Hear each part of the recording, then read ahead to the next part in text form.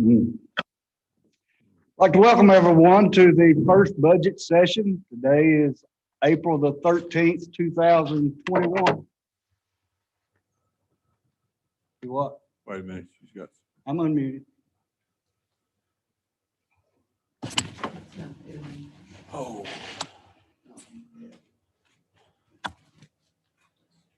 Nice walk. All right, I'd like to welcome everyone. Glad you're here tonight. Got some important business to take care of. And we'll start off tonight with our invocation and pledge by Commissioner Tucker. All right. May we pray. Our most kind and gracious Heavenly Father, once again, we'd like to thank you for this day and for all your many blessings in it. We'd like to ask that you go with us tonight, watch over us, lead, guide us, direct us, protect us, and lead us in the ways that would be beneficial and pleasing to you in everything that we do and say. Your will would be done here. Give us grace, wisdom, ability to get down to business and seek and find the things you would have us to find and head in the direction you'd have us to go for us and for Surry County. Again, thank you for your many blessings.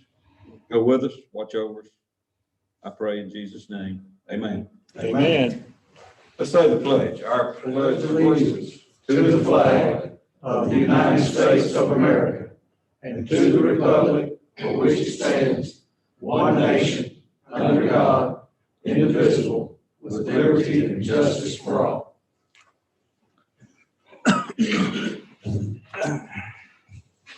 Thank you, Commissioner Tucker. All right, first on our agenda is the approval of the agenda.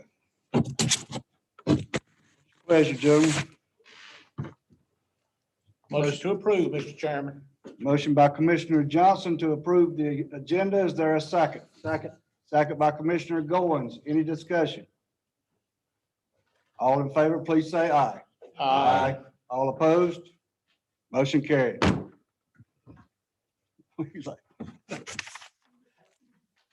Okay, first on our agenda is Mr. Todd Harris, Register of Deeds.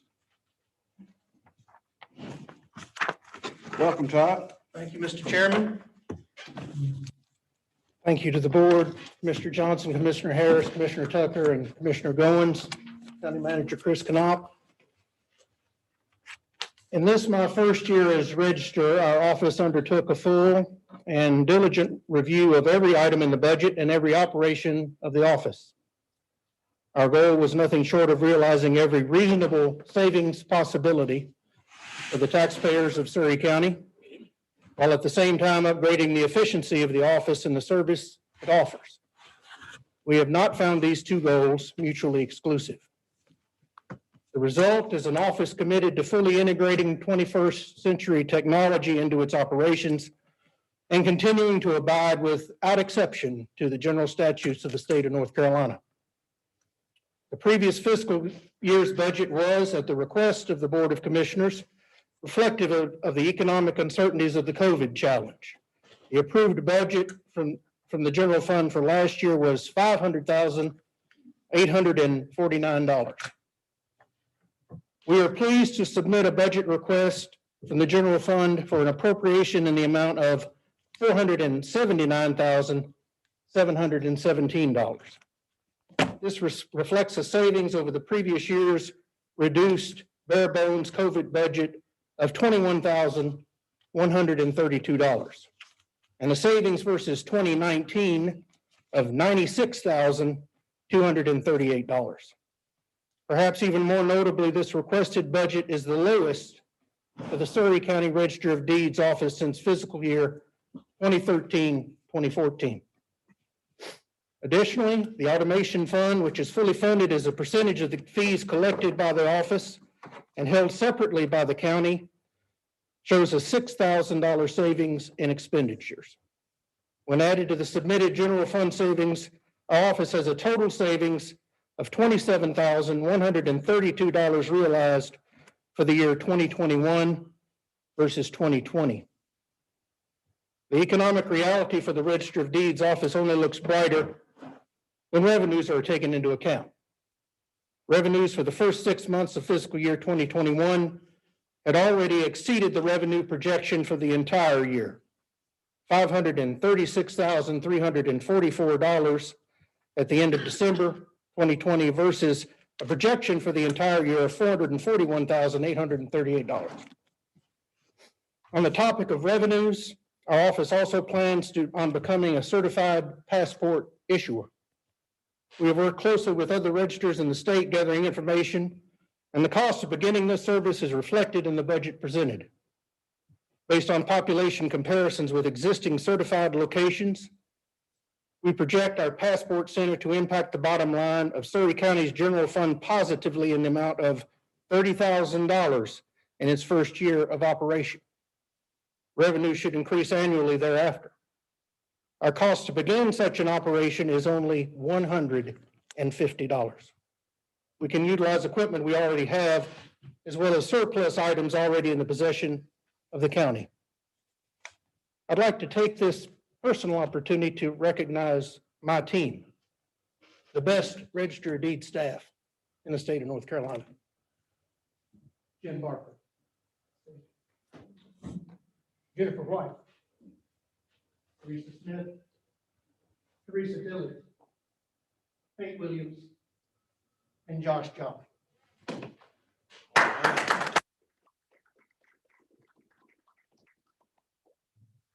I'd also like to take the opportunity to acknowledge the Assistant County Manager, Sandy Snow. She has been a tremendous asset to me in this transition in this office. And I've worn out a path from my office to hers, and her phone number, that I've dialed it so many times that the numbers don't even work on some of them anymore. But she has been a tremendous help to me, and we couldn't have accomplished what we've accomplished without her assistance. I'm justifiably proud of the staff of the Register of Deeds office. We work together, and as a team, we present this budget for our office, and we request its approval. Thank you. Thank you, Mr. Harris. It's not every day we come in, somebody comes in with a reduction. So thank you so much, and thank you for everything you're doing for the county, and keep up the good work, and thank you all. Anyone got any comments? I have a question for Todd. Just in a general view, what's brought on more revenue? Well, certainly the real estate market is booming, okay? Now, having said that, if you talk to any real estate agent, they will tell you that their biggest problem is inventory, that they don't have enough houses to sell. I believe as long as interest rates remain reasonably low, we'll continue to recognize the revenues that we have seen in the Register of Deeds office. I think that we can expect that probably. It seems like interest rates have sort of plateaued a bit here recently. Just as an observation, I would say that we have noticed a lot of cutting out of parcels by land surveyors and registering those new lots in our office. I think what that would reflect is once we see some reduction in building material costs, which I'm sure most of you are familiar with, we'll probably end up seeing a building boom in addition to, because there's not enough inventory out there for people who want to buy homes. And that's good not only for the office and for the county budget, but it's good for the local economy as well. Okay. Yes, sir. I'm quite impressed by your budget projections. I must ask also, where did you find your biggest savings? I'm sure management, technology, many other places, but in general, I'd like to hear your comments about that. Well, we found some significant savings in the printing costs. We found some significant savings in, and I mentioned that in the technology side versus what was done previously in terms of hard copies, document storage, and things of that nature. I will tell you, Van, that one of my most illuminating conversations was with a respected surveyor in Elkin. And I told that individual what we were thinking about doing, and I wanted his input. And what he offered me was the following statement. He said, Todd, if you don't end up doing something like this, there will come a day, it may not be in your lifetime, but there will come a day when there is not a building large enough in Surry County to hold all the documents that you have. And he's absolutely right. That it was a hard copy backup. Again, working closely with Sandy, we have come up with a system that will provide for no less than 5 what I would call technology backups for the work that we do. Okay. But the days of where we go and make a copy of everything we do and we take that document and we store it, and then when we have a full box, we ship it to Pennsylvania, are over. Commend you and your team. Todd, thank you. Very, very, very nice presentation. Very well put. In the past, and I get information overload sometimes, as far as salaries and personnel, I think in the past couple of years, Carol had asked for another position maybe. That's correct. Carolyn, and I was just curious, is your staffing now where it was last year? I noticed your salary line item there is just $11,000 more. Right. And your part-time is 0. Yeah, right. So give us a little background Well, on your salary situation right. and where you think you are. Okay, well, of course, when I assumed the office, there were 2 vacancies. Okay, there had been the early retirement as a result of the board instruction for COVID in June, I believe it was. And then we had another individual to retire in October. And so there were 2 vacancies then. So I filled one of them. I hired my assistant registrar 2, Jen Barker. Okay.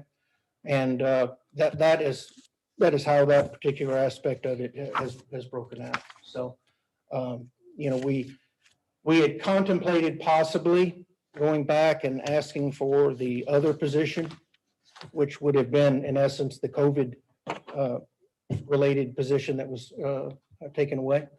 But we decided that we could do everything that we wanted to do with the staff that we have. And to do otherwise would have put an unnecessary burden on the taxpayers and on your decision-making process. So, you know, as it stands right now, and we're, you know, the revenues show it, you know, we're doing quite a volume of business, but we don't feel like we're overwhelmed in terms of personnel needs. Okay. Who is the dean of your organization now? I'm assuming, Teresa, I don't want to. I think we've got well, one is Jennifer Kraus, who's not here this evening, but senior citizen Tilly is the oldest individual. And if you know her, she is eminently kiddable. Okay. Always good to have a little fun there. Good. So, Wonderful. Thank you. okay. That's all I have, Mr. Chairman. Anyone else? Thank you so much. Okay. Thank you all. Thank you. I've been on that side of the table, so I know that you have a long night, so I'll get out of your hair. Thank you, Todd. Thank you all. Thanks for what you do.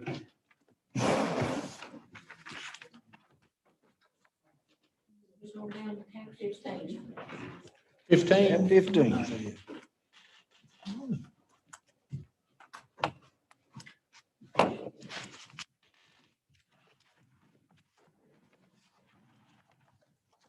All right, next up, we have Jessica Montgomery, our Public Works Director. We'll be talking about landfill recycling facilities requests.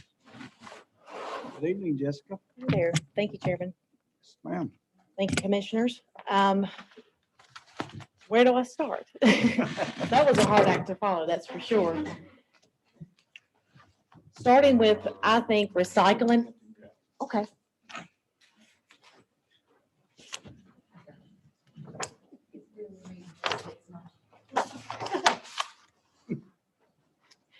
It sure does look like it's me, doesn't it? Half the room gets up and leaves. It was Jen.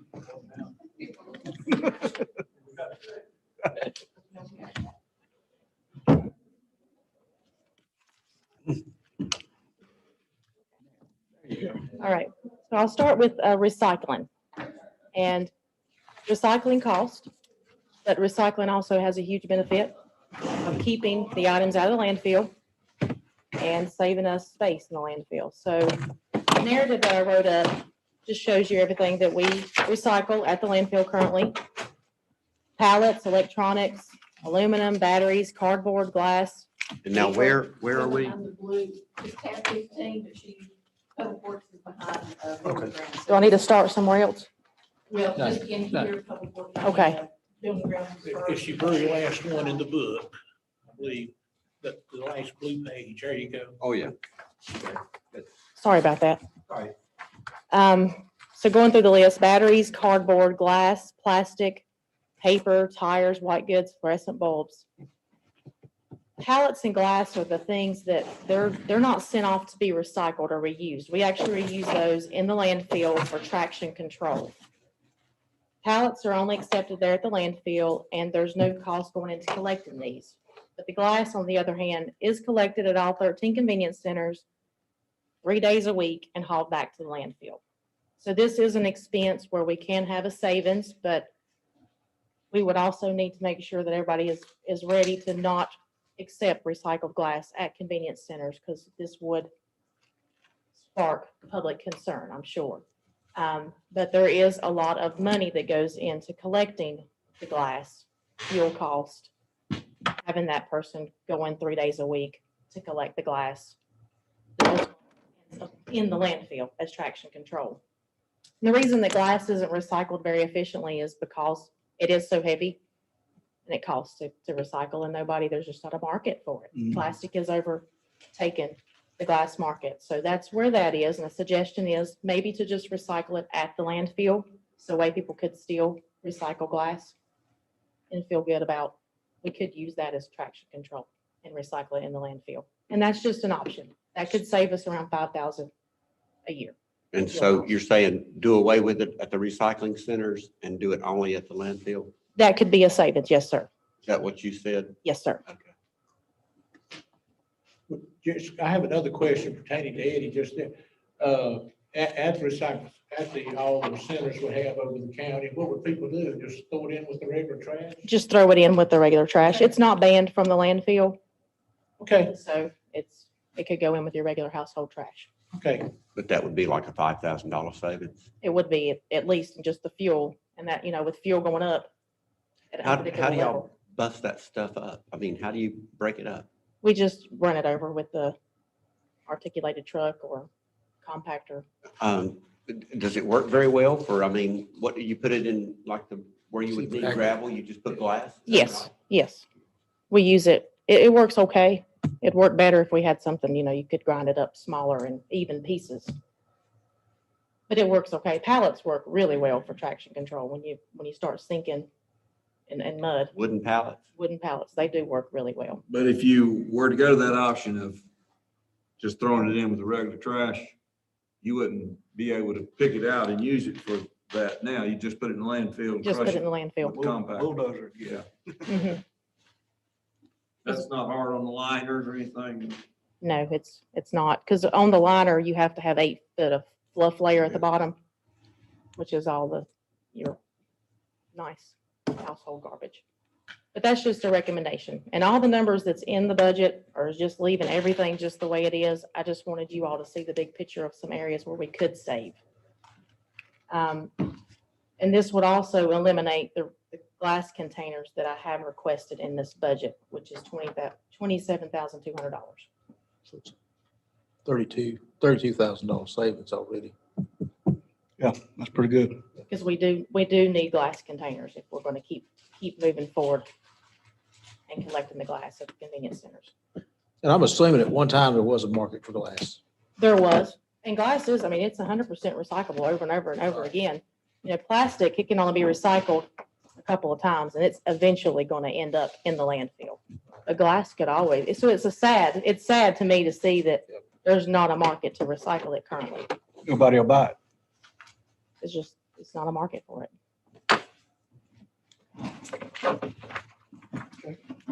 Is that market, I know the Chinese are the ones that drive the recycling market, I think. You're very correct, yes. And so I guess the recycling market's still down because of China.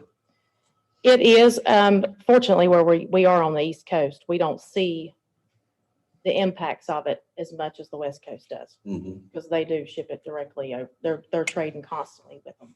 mhm. So we're more localized than they are. So we're still able to fortunately sell our recyclables. We're not having any issues. And I think one reason being that is because we don't collect our recyclables as commingled. Mhm. And Surry County citizens are very good about separating the materials on site. And we bundle it all together, and our recycling market knows they're going to get good products from Surry County, so they keep coming back. Good. So in those numbers for the budget for recycling, Who is your top purchaser of plastic recycle? the plastic recycling, I don't think who it is. Foothills will buy some. Foothills Sanitation will buy some plastic. And there is a company in Wilkesboro that I cannot think of the name. Okay. They buy it. Plastic is a little harder to get rid of. Sometimes it'll pile up there for a while.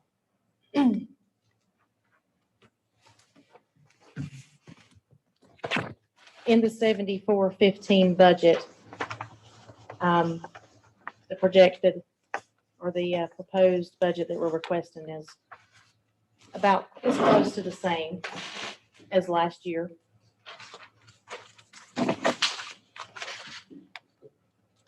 The things that we're requesting are those containers and the compactors. And That's the 99,000.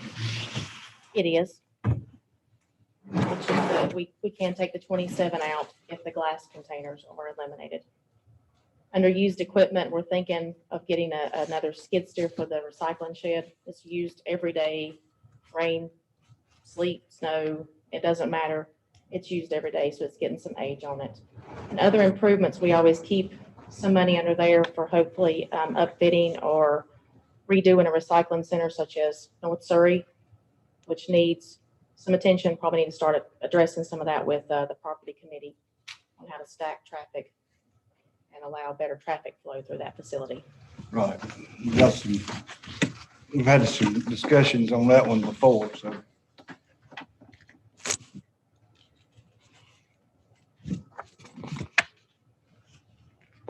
As far Folks as, still having a tough time getting in and out there.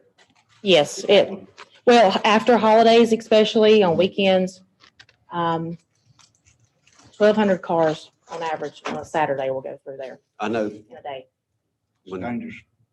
some years ago, I remember Commissioner Golding and we looked at several pieces of property to completely move that one. Mhm. I don't remember the circumstances surrounding it now, but I know we did actively seek other sites and, perhaps we ought to keep looking and find another place for that one.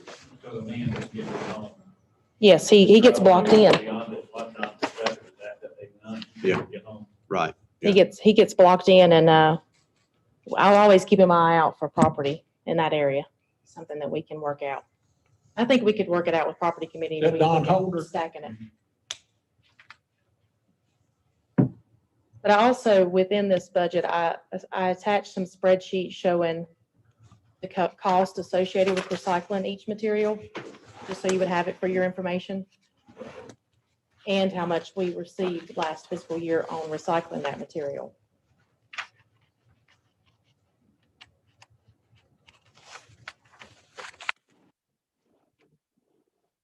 Also, I attached a spreadsheet showing the estimated cost at the centers and some possible savings there if we wanted to adjust hours or open 11 hours at each center every day.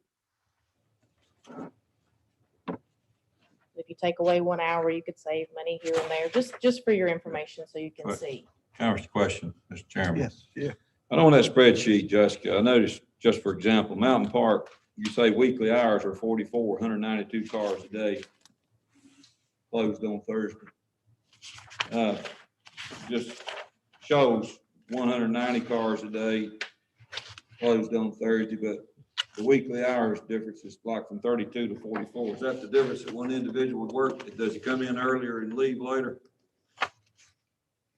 Let's see. Same Yes, schedule. yeah, they have, they don't open until 11 to 6.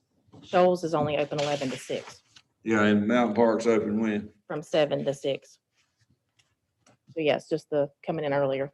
I bet we still get a lot of trash out of Wilkes Mountain Park. Mhm. I would say so, yeah. Of course, the landfill gets a lot of trash from Surry too. So I think it's probably works out in the wash. it probably does. Most everybody in my section just take their stuff to Just- Wilkes County and you know, they'll take it. I mean, Yeah, they're not gonna turn it away, are they? I mean, open at 7 o'clock. Do you get a lot of traffic at 7 o'clock in the morning? Some of the centers, they do, you know, they might have one or two. I mean, it's not like the floodgates. It's not like they're waiting. People throwing a bag in and taking it on the way to work. Maybe. Yeah, I'm also looking at Eldora. They just do 174 cars a day and they're open 55 hours a week. Elkin does 165 cars a day and they're open only 165 cars a day and they're open 55 hours a week. Mm-hmm.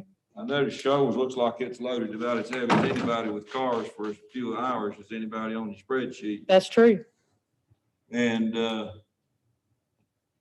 just want to note that I hear a lot of citizens talk about, you know, we've got 3 days a week, limited hours on those 3 and part of the day on Saturday. And I hear a lot of whining about it. And I'm looking on this spreadsheet and see that we're not as available as a lot of recycling centers. That's a good point. Okay, that's all. I just want to make that point. If you'll take that into consideration, Well, yeah, I'd appreciate. maybe move hours I'd around. appreciate you reporting back anything you think you might be able to do, or as a suggestion for the board to approve. Hey, Van? Yes, sir. Why not extend Shoals and close Stylone for 60 cars? Well, I was looking at that, but you know, when it's just like somebody said there, you start closing the recycling center, I mean, it creates the interesting thing about Shoals, Westfield and Siloam, all 3 of them are closed on Thursday and only do 32 hours a week, which is the smallest amount of hours in the whole county, and they're all in my district. So you start closing one down to add to another one, you know, that's I'd say most everybody over there's got garbage service probably. I'd say that's probably not the case, but well, I'll start watching for those big brown trucks. But anyway, Mr. Chairman, I would just like to simply ask that we take the notation of that. Monday through Friday, you could go, I mean, they're only open 11 to 6, so I mean, you could go from 8 to 6 or something, 7 to 6. I just feel like, looking at that spreadsheet, we got a higher volume as there's a lot of others with a lot less hours, and I think, and not that that's a big deal, except I hear a lot of complaining about, you know, why we limited some few hours. So looks like we got some usage there that might make a pretty good case that we're about as low staff and open hours as anyone.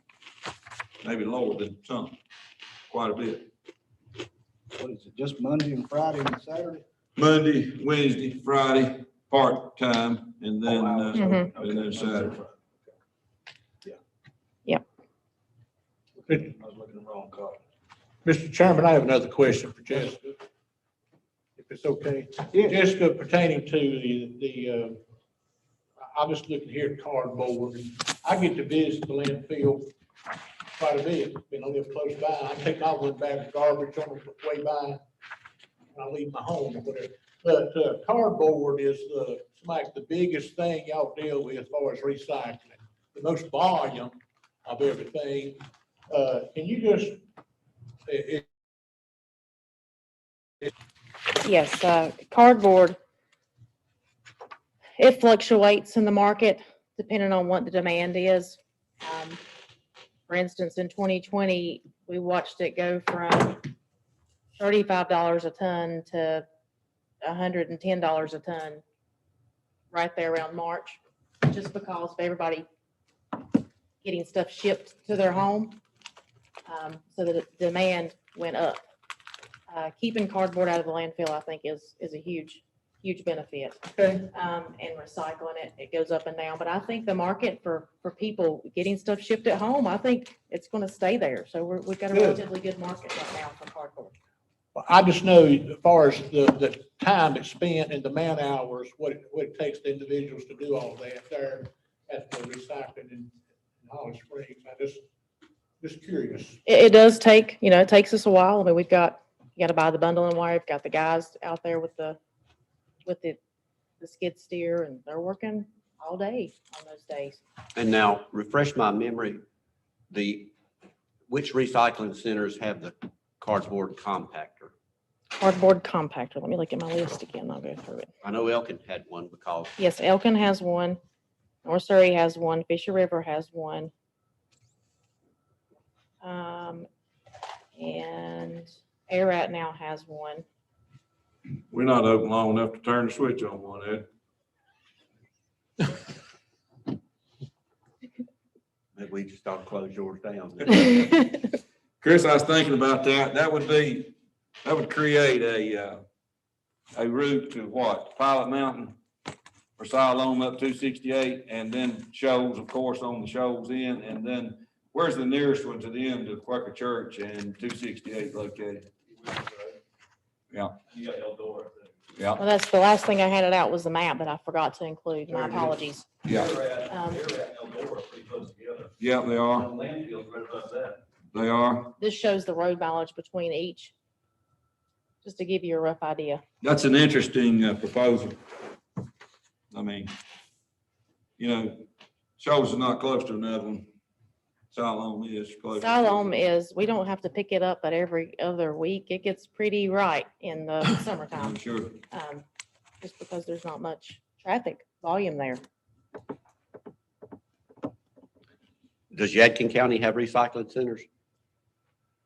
I don't think I know they have a transfer station. Yeah, I don't know. I'm not sure if they have recycling centers.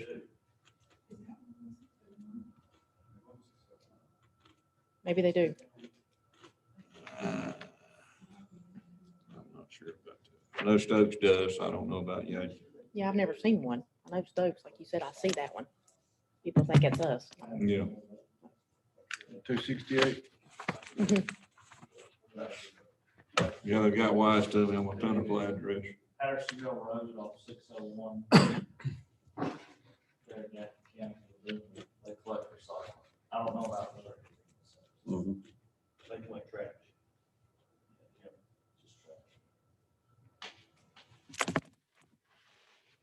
I just wanted you all to have that information in front of you so you could see. Yeah, I appreciate that. That's very informative. What about your sticks and leaves and biodegradable stuff? Like that. Tell me what you all do with that again. Well, we have an LCID landfill and which is just letting the leaves and everything degrade. And what is an LCID? Well, LCID is actually your grass clippings, anything that could have nitrogen or phosphorus in it. Uh-huh. We have to have it covered every day. As far as the debris pile, which is just your trimming from your bushes and trees, we are looking into expanding that currently. And did you all used to sell that to somebody or something, or? No, what's happened is City of Mount Airy Mhm. is the one that has a lot of Right. yard waste. Yeah. So they do not have a market for it anymore at Ararat Rock. They stopped accepting it. So Right. now they're bringing it to us. So we're gonna have to make our space a lot bigger. In order to do that, and it also is gonna cost us money, we're gonna have somebody come and chip this material. In order to chip that, he's gonna charge us $25 a ton to do that. So now we don't charge for residential yard waste. So that's another thing that's included later is, so maybe suggesting that we charge to recoup this cost that we're gonna have now. because We of the discussed City of that, Mount Airy. we discussed that in a meeting, didn't we, one night? Briefly, yes. my line of question is, okay, you have this material now. What do you do with it? What do we do with it now? Yeah. We will, if it gets overwhelming, we just have to take it to the landfill, unfortunately. Yeah, But it's, if not, we just pile it up over to the side until we're able to have someone come chip it. and Yeah. then once you chip it, what do you do with it? We use it as for our roads. Okay. I started to say, because somewhere in that scheme of things, it seems to me, there would be some sort of market for compost, Mhm. because you have the greens and the browns, and you have, and even cardboard. I mean, you could even add cardboard if you had an abundance or it wasn't bringing a good price to that same pile of stuff. the That's true. limbs and everything, and chip it up, and well, and once it rots, people pay $35, $40, $50 a scoop for that stuff. I mean, I don't know if other landfills in the country have any kind of program or whatever they're doing that They do. deals with compost, but, you have a lot of it. That's pretty expensive. It is. And see, the airite rock that's what they were doing with the city of Mount Airy, is they were grinding it up and making compost. Yeah. And the new owner had no interest in continuing that. Along those lines, on that spring cleanup day they have there down there, I've read in the paper a few articles about, we pick up, there's certain days in the spring, 2 weeks. 2 weeks. Tell me what happens during that 2 weeks, what we offer to Mount Airy and what's the tipping fees? They pay the full tipping fee for the spring cleanup. With the knuckle boom truck is 100%, because we know that's 100% bulk. Their rear loading trucks will be 25%. We feel is a fair value for it, because they pick up their normal everyday household garbage at the same time that they do the spring cleanup. Well, if this guy on this street just has one chair, they're not going to send that knuckle boom truck all the way on that, over there to that street to pick it up. They're just going to put it in the rear loader. So we felt like 25% was a fair number when we sat down with the city of Mount Airy and discussed exactly how they do their spring cleanup. And we've been evaluating it this year. We've been looking at their loads, and so far it looks like a good. And most of it is just trash. It's junk, it's furniture, it's mattresses. Oh, yeah, when they come in with They that knuckle pick, boom, yeah. People come around and pick, because I set some metal out. And they come Oh, they'll by. take it, yeah. Somebody comes by, the people come and get it. Yes, you have And there's a lot- scavengers. Yeah, there's the scavengers. I'm gonna call them scavengers. Pirates, I don't know. Whatever you want to call them, they come and pick it up. Dumpster divers. So a lot of it's already picked up before the city comes. I know at mine, half of it was gone because it was metal. And the guy stopped one day, I put an old grill and. Yeah, scrap other metal's stuff, up.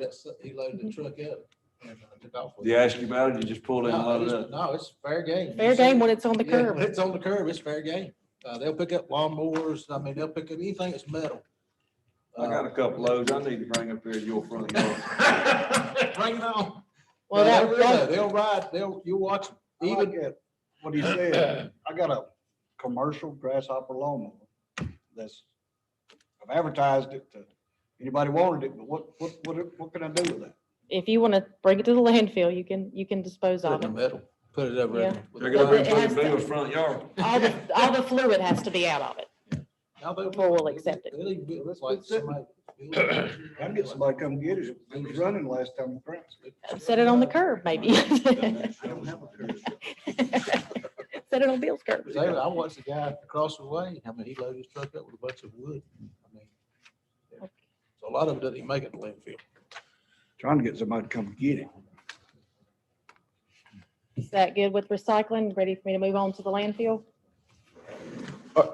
I guess my question, you talked about, cutting times, looking at some of these and Commissioner Tucker looking at, 190 at Shoals, and then you got some with a lot less traffic.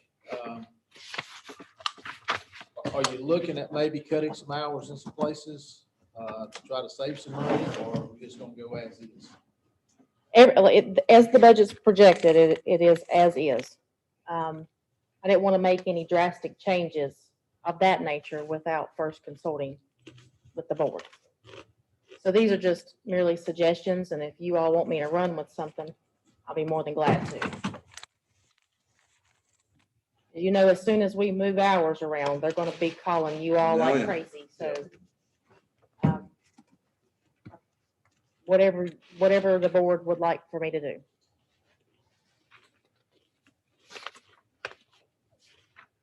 Jessica, if it's okay, I like, I might be jumping the gun, but being you have all these recycling, all these centers and everything, I'm just looking at the pay scale.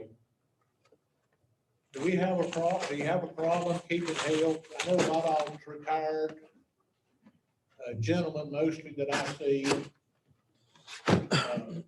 76 an hour, is that, That's the starting pay, okay, but not really. We don't really genuinely have any issues of keeping folks. We haven't had to shut down any since all this COVID broke out.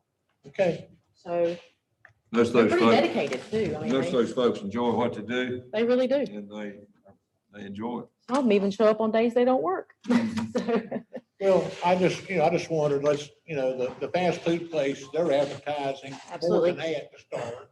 mhm. And so I just curious, but, These are long days, 11-hour days.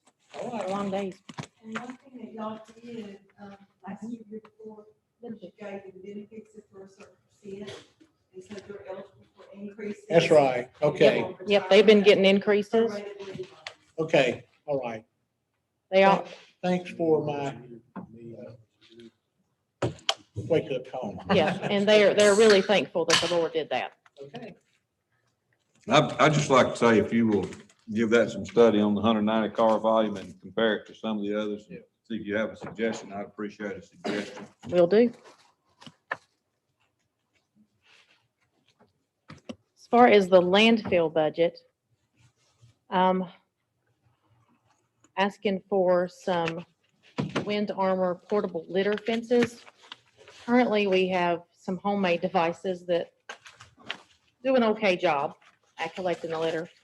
But these fences are designed to handle the blown litter.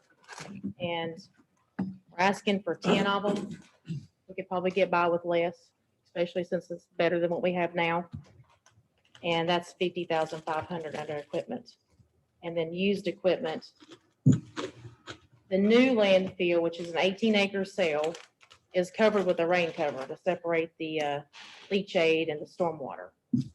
That's a lot of water. That's a lot of cover to maintain, and you really need a rubber track skidster for that. We don't have one currently, and that's to keep the sediment, the mud, off of that rain cover. So that's something we were looking at, used equipment. Think we could get something there. Keep from turning the tarp up. Yes, to keep from tear it. We don't want to tear that rain cover up because it would need to be seamed back together by a special firm. Other improvements, we're leaving 25, or we're asking for 25 there, maybe something to do with how we collect tires. Currently, they just throw them in a trailer, or they just throw them over to the side and we load them in a trailer. Maybe we could come up with a better way to collect tires. We have a lot of tires to deal with, and it takes one of the guys at the landfill 2 to 3 hours a day just loading tires from the ground to a trailer. So we're trying to Do look. they do that with a mechanical lifter We do it with an excavator. excavator? Does the place in Pilot Mountain not buy any tires from us? They do not. We contract with a firm out of Cary. So you contract them exclusively to that firm? Yeah, they gave us a rate of $85 a ton, which is a really, really good rate. Which could go up at any minute. And what do they do with them? They do a lot of shredding for, I guess, playgrounds and Make mulch, whatnot. make rubber mulch. And then they do rubber mulch, and then they also, something to do with power, but I'm not sure. I think they lost that last contract. They recycle the tires. So for the landfill budget, it's up a little bit, and I can bring your attention to the capital lease line item 55100. this is where it gets a little complicated, but, we're leasing the compactor, the Bomag, and a D6 dozer, and a 730 articulated truck, a Nissan Pathfinder. And then now a D5 dozer is on the way. D5 is just a bit smaller, much more what we need. The final balloon payment for the D6 dozer and the 730 are both coming due this upcoming fiscal year. So that's the reason for the big increase there. So we've got a couple of options, the way I see it, is we could turn it back in, not pay the $68,720, and that's the final payment for the D6. And the final payment for the 730 is $91,120.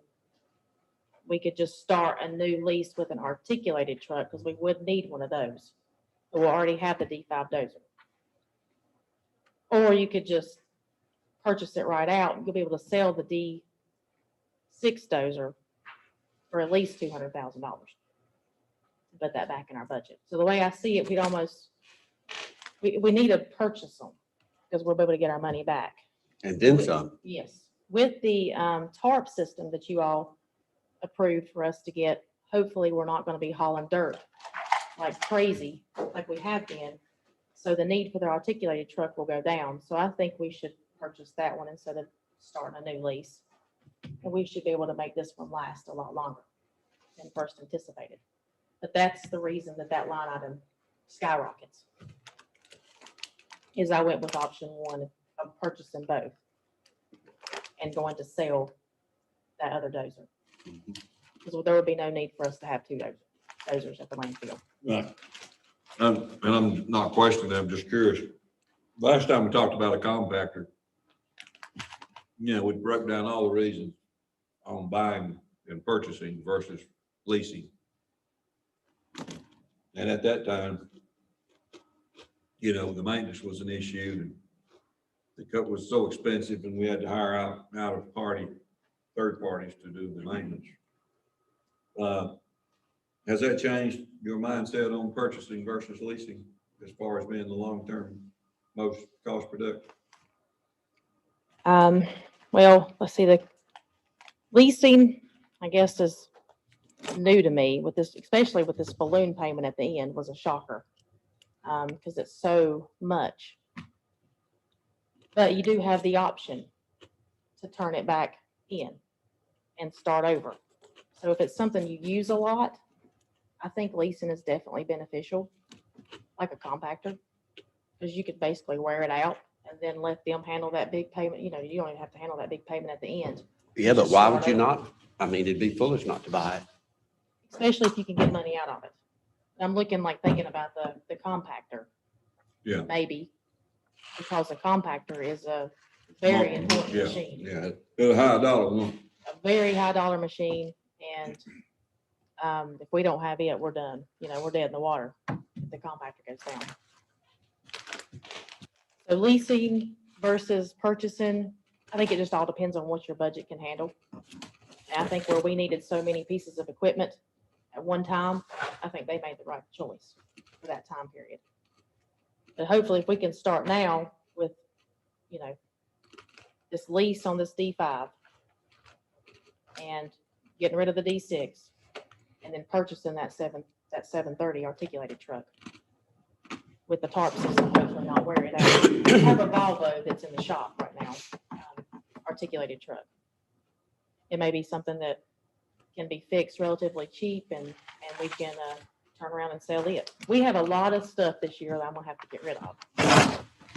Working closely with finance, it'll be something I'll be depending on Rhonda for, but there is a lot of items over at the landfill that's been collected through the years that we don't use, that just need to go. They're all still good. I also, to this, I attached the current landfill rates. In the packet for you all to review.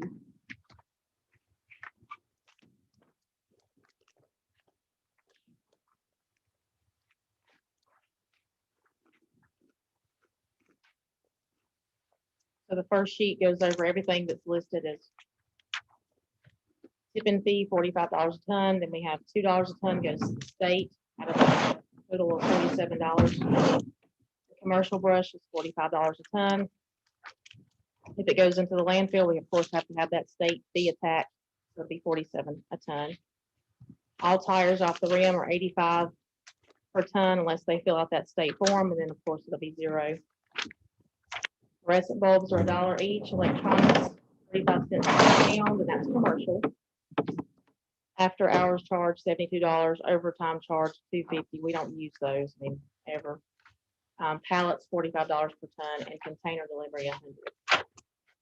On the back of that sheet goes over what's listed now as no charge items. Of course, household bag garbage. And this is something that was implemented by the board a couple of years ago, is one mattress, one piece of furniture per household per year. We let go across the scales. White goods, scrap metal, residential brush less than 3 inches in diameter, tires off the rim with completed state form, aluminum, mixed paper, cardboard, glass, plastic, electronics, residential are all free currently. So some proposed changes that we're looking at with staff was to eliminate that no charge for one mattress, one piece of furniture, and charge for everything. Now, we have a minimum of like $5 now. But I'd say this minimum could be even less than that, and just charge uniformly for everything that goes across the scales. Because I've seen the same people come across in a week, and we don't keep up with who it is. It's very hard to do. And they just kind of, oh, we got one piece of furniture, so they'll just keep coming back with one piece of furniture, one piece of furniture, one piece of furniture. And that's just a recommendation. Residential and commercial brush, we're saying $35 a ton on that. And that's going back to what I was explaining earlier. We'll have to have someone come out and chip it for $25 a ton. Then I have to have someone keep that area nice, clean, debris free. Can't have any trash in the debris pile. And this is just a suggestion on televisions because we get overwhelmed. And this is what our real cost is when you look at electronics. That's the TVs. That's what we're paying for TVs, which are banned from the landfill. TVs cannot go in the landfill. Maybe charging something like $5 each for those. And then the last thing there, eliminate glass recycling only except at the landfill location. Those are just suggestions. I'll be open to any questions for those or. I like all those suggestions. Well, I know the biggest majority is your TVs that I see down there, but you have other computers and screens and such as that goes in all that same area that you, is that gonna be classified as a TV thing? No, just the TVs. The Just the TVs where your TV. real cost is in recycling. I mean, currently. Now that could change tomorrow. As soon as I get done saying that, that could change and the recycling Okay. market may change. But right now it's the TVs that cost us a lot. How much Where do you is- have to send those? We send those off to, well, we don't, they come and pick them up, an electronic firm. I think Carrie comes and picks those up. Can you Sooner or even- later, everybody's gonna get rid of the big console, fat TV. Well, they're getting rid of them, but I don't know. I mean, I don't know how there's Three to any bring over more to there. come because there so many. I mean, you can fill up a trailer in a week. it I'm feels just like. curious, can you even recoup your cost for $5 a TV when you pay somebody to come and get them? I mean, does that break even with you on $5 a TV? It may- About as much to get rid of a Well, we're getting TV. nothing now. Yeah, it may or may not. It just depends on how many TVs. I mean, some weeks we get, it looks like 50 are over there, and then next week we won't get but 1 or 2. And we pay them how much to come and get them? Let's see what that cost is. Let me refer back. Wonder if they're recycling them, They have to be approved by the state to do the work. We have to submit all that every, and what do they do with them? You as far as how they recycle it, I'm not sure. know? I know a lot of people get this stuff because some of the pieces in them have, they're got some gold pieces in them. And, they'll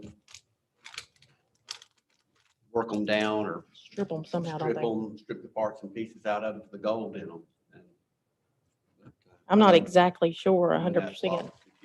Just last year, we paid almost $52,000 to send electronics off to be recycled. And we got roughly $8,500 back from the state for doing that work. So you don't even get close to breaking even. So would $5 break a ceiling? It may, may don't give know. us a little bit. It's probably not gonna break the I won't ceiling. break even, but I'd say $5 wouldn't be too much either. I just wouldn't want to charge people. I just started looking around other counties, what they charge. Some of them charge by size, but I think that gets too complicated. Yeah. Hey, I think you just need to kind of have a Yeah, set have a rate. flat fee. You have to come up with a different plan too on how you receive them, won't you? Yes, they would have to put them behind the scales as opposed to if this is something that you all would be okay with. Your aluminum stuff, is that still, you still sell that, don't you? We take that to Statesville and sell it. No problem. And then scrap metal now, like I was saying, Gone back up. it's gone back up, so no problem there either. They come and they get it and they haul it off. And then they Aluminum's send us gone a up? check. It started going up as soon as gas starts Yeah. going up, it goes up. Directly correlated to one another. So also to this list, included, landfill fees that are waived to this packet, just because I wanted you all to be aware of any of those fees that are waived. This actually lists everybody that was ever, a waived fee. That's how our program prints it out. So it says closed, of course, if they're not waived any longer. But that list is in the back for your information as well. Explain that to me, please. What, just for example, Bailey Mobile Home Park closed 5/22/07. What does that mean? I think that one was, well, that one was closed, of course, but that was when it was just household garbage. What they did is they had them a dumpster out there and it was just household garbage and they would bring it and dispose of it. But So you we mean- didn't wait. You mean it's done away with now? It's done away with now. They don't So longer have a that's what dumpster. closed means. That's what closed Okay, all right. means. Yeah.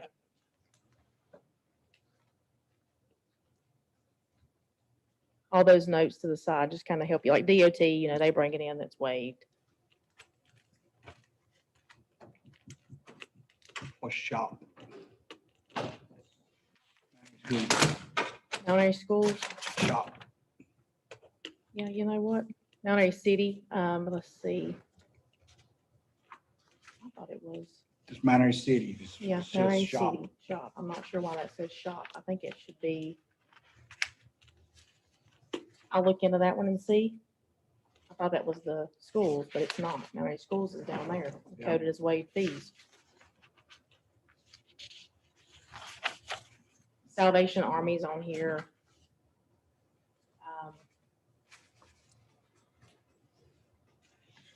See, like Elkin Transfer, that's when we used to have the transfer station at Elkin, but it's closed. Like I said, it lists everything that was ever waived at any point in time.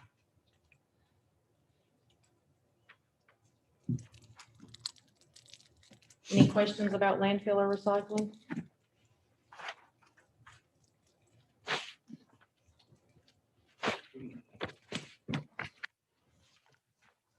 Good The- presentation. The road sign, and I'm getting pretty lengthy, I'm sorry. The road signs project, is the next budget within Public Works. And this one's pretty simple, but this year we think we need to transfer an actual employee, a part-time employee to that department, since that's what they do, is road signs, instead of just landfill work. And the printer's getting dated that prints these road signs, and parts, we can't find parts for them anymore. We're just having to make it work and hope and pray that it continues to work. So in this budget, we've requested for a new sign printer. So that's the, explaining the increases there. And the road signs, the general fund, they're not landfill fees, that's why that position needs to move over, so it's not getting subsidized by the enterprise fund.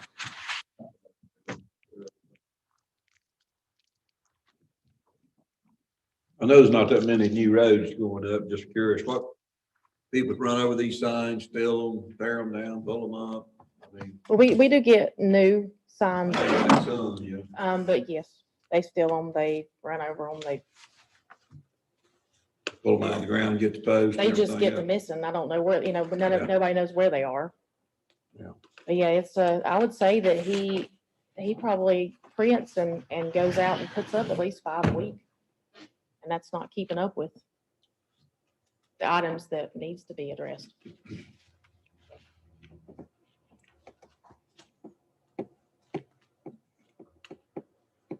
Y'all ready to move on to facilities budget? Good. Yes, ma'am. I don't know where that is. Where's that, Ron? Back to the front. I went Still back. behind tab 15, the first part. I ain't going, you're at, how much increase are you asking for? It is an increase for which one? For the landfill?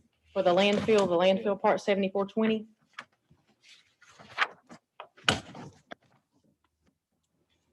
It's about 200,000 more right now. I also did include revenue in there that I averaged the last 3 years. So we're gonna cover that without a fee increase in terms of what citizens pay. We're gonna be able to cover that without raising. I hadn't looked at it Yeah, yet. we probably need to dig a little deeper into that. There was also some discussion to retreat about increasing the household fee to pay for a new litter program. So the board wants us to continue to look at that, and whether that's inmates or whether it's contract. That's how we think to pay for it. It might be a $3 or $4 increase there, depending on which program you go with. Well, I'll be honest with you, I think the citizens of Surry County would support it. Yeah, I do too. I think so. It just depends on what strategy you want to go with. Right, which one? Yeah. Okay. So I try to include that all in that spreadsheet too, so you would see on that last one that shows revenue. Yep. On the last page, it shows, the $47 landfill fee is what it is currently. And that's how many tax bills she printed out, so you can see what our revenue is from that now. We averaged the tipping fee over the last 3 years plus the average of recycling. Now recycling swings up and down tremendously. Tipping fees, garbage usually stays pretty consistent.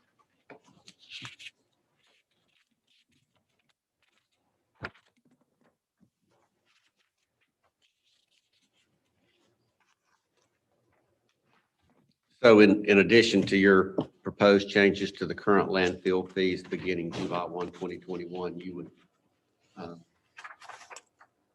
possibly entertain some sort of addition to what she has here. Yeah, the household fee, I don't think so. Right. It's 40, 45. It's 47. Yeah, it was up last year. It's probably around 50, 51, just for an advanced litter pickup program. We have been kind of alternating, like 1 year we would increase the household fee $3. This year we do the tipping fee. We've been doing that for a few years. Eddie probably remembers about 4 or 5 years ago, we were looking at a decrease. God, it did forever. Wow. And we were eating fund balance. So,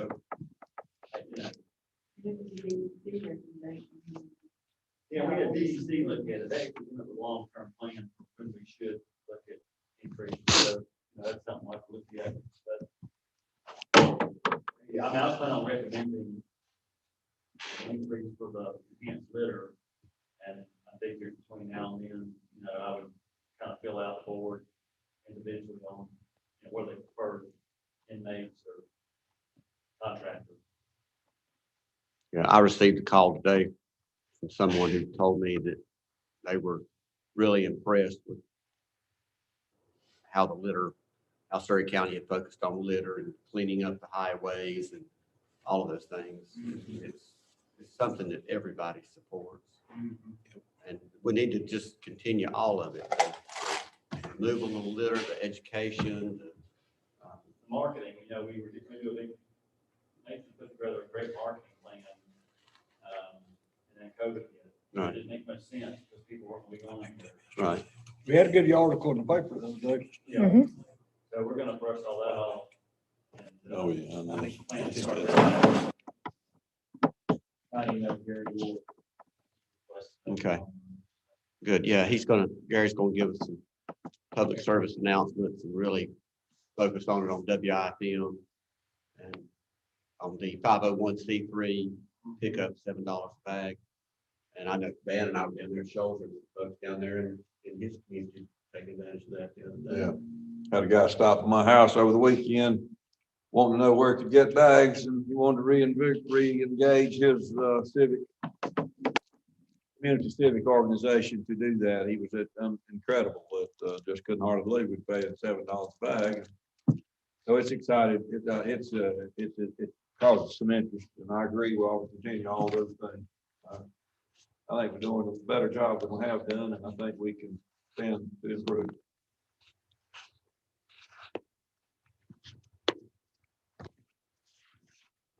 All right, facilities, ready? Start with CCOM.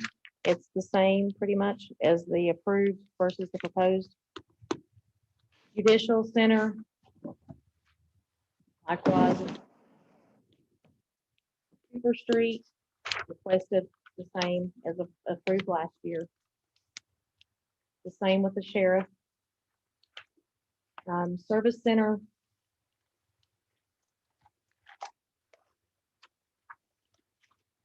Looks like a little less on that one. Permitting and help. A little more there, and the reason being is there's a drainage issue at the front. And I've added in a little bit of money to get a plumber to add in fresh drainage. 4190. This one goes up a little. We've added contingency in and a request for a trailer for the maintenance staff to be able to use to move various items and the equipment around instead of having to rent something to do the work. 4192, which is the historic courthouse. That one is up. Under other improvements, we need to look into weatherproofing for the facade at the historic courthouse. If you ever notice, you can see wet areas within the brick. Lingering and hanging out on the granite. It has nowhere to go at that point. Humidity issues in the summer from where the building is. It's pulling in a lot of moisture. That's why the plaster in some of the offices and the areas is falling And off. that's in what building? Historic courthouse. Is that what happened to Sandy Snow's office? It would be, yes, sir. Is that gonna be, She's responsible for this $500,000 worth of repair. Well, that's just one phase of it. She likes it. She likes it, but when they came out and tested the facade of this building with it had basically like a little water gauge that connected to the brick on the outside. It sucked it in quicker than this company had seen any brick ever.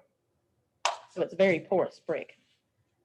And that's why it's all on the lower level right now, because gravity's pulling that water down. It has nowhere to go. Just look next time you walk in, just look at the bottom.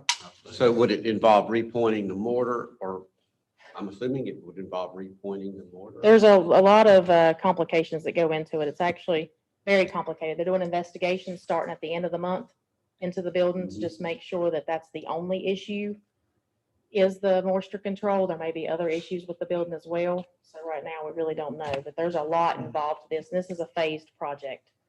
This is not $500,000 wouldn't cover the whole thing. It would be over the course of a couple of 4 years. It's big money. You're talking about, I mean, just basically it's a mortar joint issue. Is that Yeah, right? it's mortar and also just the brick. You have to seal the brick as well.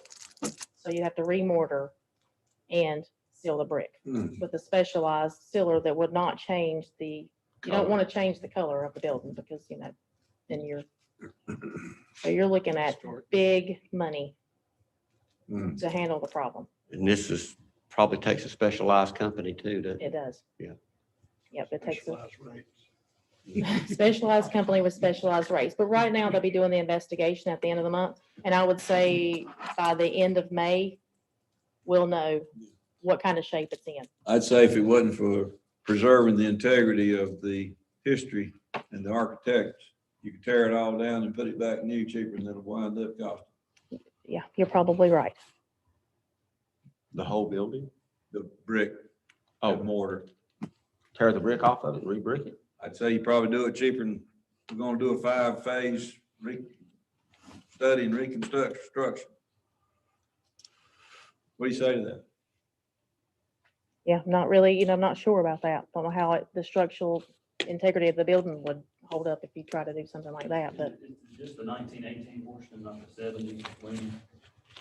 well, that's what we're gonna have to look into whenever they get the investigation back. I mean, right now, it could be a lot worse than what I'm saying, or it could be a lot better. Just waiting on like you said, maybe the new wings don't need it. I don't think that bridge would be, I don't think the 70, I think it's just that 1918 section. yeah, the 70 section should still be good. That's just worst case is what they gave me. And then What's that we were gonna pay- northwest, that southeast corner section? East and west are the That's the 70, oldest one. Mhm. Yeah. 4 or 5 sections. Yeah. And Then your north and south are the 1918. Your north is where a lot of your problems are. Mhm. But they'll do a thorough investigation. I'll be able to report that back to you all, and It'll be interesting to see. maybe it won't be as bad as they're thinking or we're thinking. That's where that number's coming from, and also doing some renovations to that first floor. That's included there. Yeah, the basement, sorry, not the first floor. Health Department. 4195. That one has increased from last year. That building is in desperate need of a new roof. Every time it rains, there are not 1, 2, 3, there's several. I can't even count how many leaks. Has our company we hired, have they checked that building out? Yes, they have, and that's where the estimate of 290,000 comes from. They're pretty good about going out, looking at this and giving us a conservative number to budget for. So that way, when it go to bid, will be a little bit less than that, but yes, this one is, it's in bad shape. What will they do? What will they replace it with? They'll Different have- type, different structure, don't know. That one it'll be a full-blown replacement. I'm not exactly sure what type of replacement they have proposed for it, but I'll dig into that and let I you was know. just curious. I've just seen on TV, even commercials about these new silicone flat roof replacements. Mhm. They swear and declare they're better and longevity's better. And I don't know. I'm just curious if you're going back with this, with what you have. No, we definitely will not go back with what's there. Because we've already told them that we don't want, this one that's there is piecemealed. That's why it has so many leaks. Now, is this both ends of that building or just one end? Just the health department Just the end. health The department? other end is new Right, okay. and it has no issues. Chris, I have a question. Last year, talked about a lot of, I guess you call it remodeling within the health department. Did those figures include anything about the roof? They were separate. It was separate. We were gonna take the roof, health department was gonna try to use some of its, Funds that they have. settlement to do some interior renovations. Right, but it didn't include anything about the roof. At that, No, we were gonna handle the roof. we're gonna handle, okay, all right. You definitely don't want to approve to do any renovations until the roof is fixed. Trust me. Yeah, we wanna get that done first. Yeah, I understand. Yeah, it's bad. I We were know it's gonna do bad. the roof last year. It's been bad a long They got while. cut because of COVID. Right, right. I've seen it. It was leaking in ducts. I mean, it pours down the walls, Just in terrible. the walls. A lot more damage than the boot. The next one is the government center, 4196. A suggestion here is to seal the windows. They're letting a lot of heat and air out. Cracked, caulking, sealed. That's $92,000 to seal all those windows. Basically have to pull all the sealant that's out, Okay, clean it, and reseal it. government center, where is that? Where we used to be in a 3-4 section. DSS. Oh, okay. All right, you call that the government center. Okay. There's a lot of windows. Yeah. But it's also meant about windows.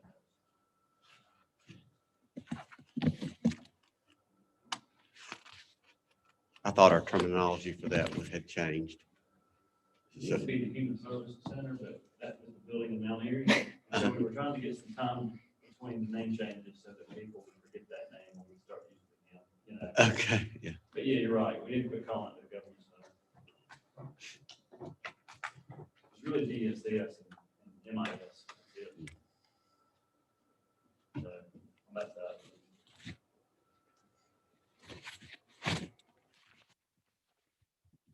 4197. That one's pretty close to being the same. The little that's went up is just, adding some new parking lot lights out there, well overdue. And carpet and paint the EMS training room and other EMS areas is the reason for the small bit of increase there. And the farmer's market, that budget has remained the same.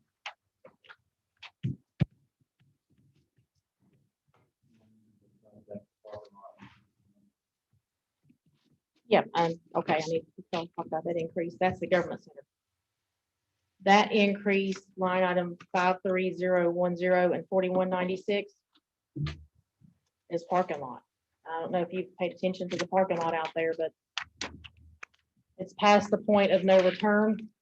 Are you at the government center, resource center? I was at the government center. I went back, I circled back because Chris reminded me of that one. You talking about both sides or between inspections and that side or the upper side? The between whole thing, all of it? the whole thing has been priced. By a couple of different folks.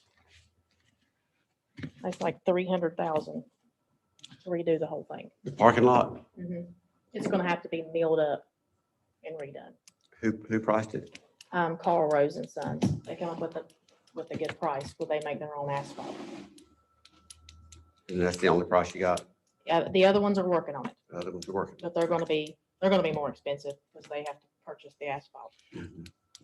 Just But I out, am working just on out it. of curiosity, Sowers Construction has their own asphalt plant now. Okay, And I know the city of Mount Airy is using them. They've been the low bidder for the city of Mount Airy quite a bit. well, I will call Sowers and get them to price it as well. I have a contact. And No they're right there at the area of that rock where they're all right there together. Okay, And they've just been open maybe a year and a half, but they have a long history of these things. I'm just saying that's another option, okay. another price. Yeah, I've got two others working on a price as well, but Okay. that's a good one. I didn't realize they had their own asphalt plant. We just like to get one for really the kind of set a budget number and then we like to bid it out Mhm. when we actually do it, but Right. we kind of add on that. Now, maybe the resource center, that parking lot needs, the public parking, the EMS base, that area, EMS parking, board parking, all that needs to be addressed next year. We can get this government center for the following fiscal year, so, maybe over there, we can find a way to cut some asphalt out, because there's so much of it left over on the Lowe's hardware, but that one's gonna take a little more planning. It may have to be done in two or three phases. I think the same could be done at the government center if needed.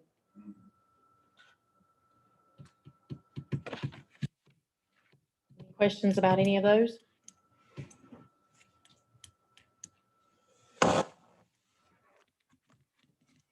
Good. Thank you.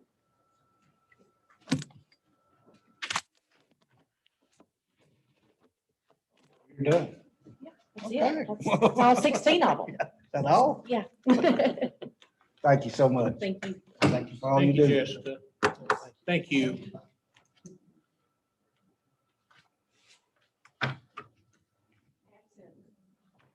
All right, next on the agenda is David Spate, Interim Emergency Services Director.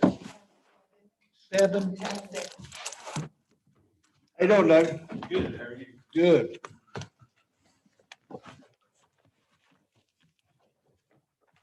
You any kin to Harold Spate? I am. I'm not exactly sure how far down the line, but I know he's in the Spate clan. We're probably fourth cousins, Okay. fourth or fifth. I went to school with Harold Okay. Well, for 1 year, 1 year. Mountain South Main Street School. Oh, yeah.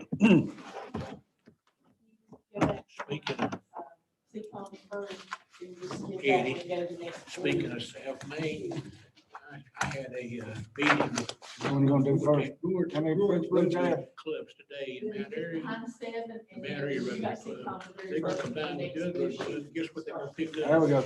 Got From the Derby, to 052. Really?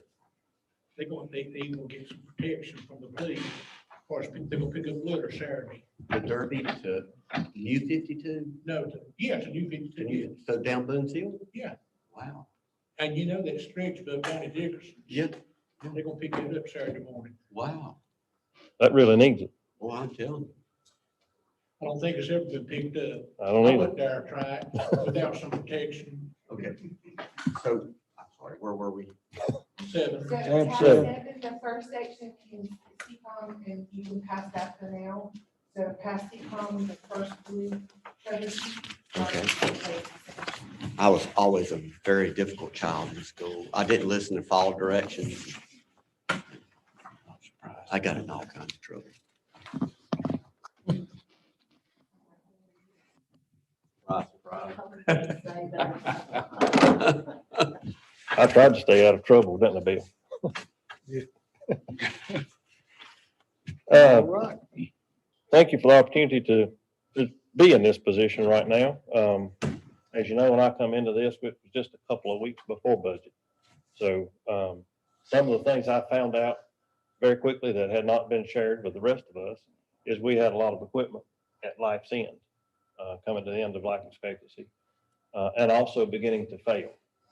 And we don't need equipment failing in our business, because 9 times out of 10, it's attached to a patient. And that we have to get past. In 30+ years, I've learned a lot about EMS. We've grown exponentially since I started back in the 80s. And a lot of things have changed. Technology being one of them. Everything, like I told Sandy and Chris, you get a new cell phone in the store and get out in the car and in the parking lot and your cell phone's outdated. We're running into the same thing with a lot of our equipment. So to start with, equipment request for emergency services is our heart monitors. All of our heart monitors, I was informed wrong when this was typed up. We were first under the impression they were 13 years old, but they're not quite that old. They're approaching the 10-year mark. But as you know, in 10 years, technology has changed drastically. Is there a statutory requirement or some kind of state requirement that determines what the life expectancy of one of those Life Pack 15? I don't know that there's any statutory requirement, but I do know that what we have now is obsolete and they're not making parts for them anymore. Which is the same case with our radios, which we can get into that later. But out of the 15 life packs we've had in the last 6 months, 4 of those have failed while monitoring a patient. And how much do those cost a piece? Right at $42,000. 42, ooh, 42 Yeah. times 15. When I can get that up. yeah, it comes to close to 100. No, it comes close to $1 million. 600. Yeah, $630,000 just for those. This is all stuff I found out at the end of January, that they were in the shape that they were in, not knowing what the plan was to replace them. So we looked at several different things, and we have an option that may be in your book that was given to Chris and Sandy, is a leasing program to lease these monitors. And in this leasing, we're automatically guaranteed upgrades if the company upgrades their equipment, which is what we have now. Physio Control Life Pack 15, which is now owned by Stryker Corporation, who does our stretchers. They're expecting a new monitor in about 3 years. It would be crazy for us to buy new monitors now and a new monitor coming out in 3 years with more bells and more whistles and able to do more stuff. In this leasing program that we proposed, we automatically would get upgraded if we went that route. So anytime there's an upgrade, technology upgrade or whatever, they would upgrade the equipment that we get. In with the life packs, request, we also requested 14 CPR devices, and that's one for each ambulance and each QRV. With today's limited volunteers, when the EMS crew gets on scene and it goes to a cardiac arrest and they're having to perform CPR, a lot of times they're waiting on help. And if you get this patient back and you're able to transfer them to a facility, it's hard to do with just 2 people.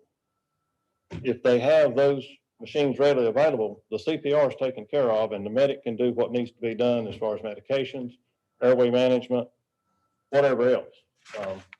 Because we're lacking in volunteers, and that's not just a Surry County problem, that's a nationwide problem. There's also in that request, video laryngoscopes, which is a tool used to raise the lower jaw if you're laying down. And there's a video screen where you can see the opening at the airway for insertion of a tube to breathe for the patient.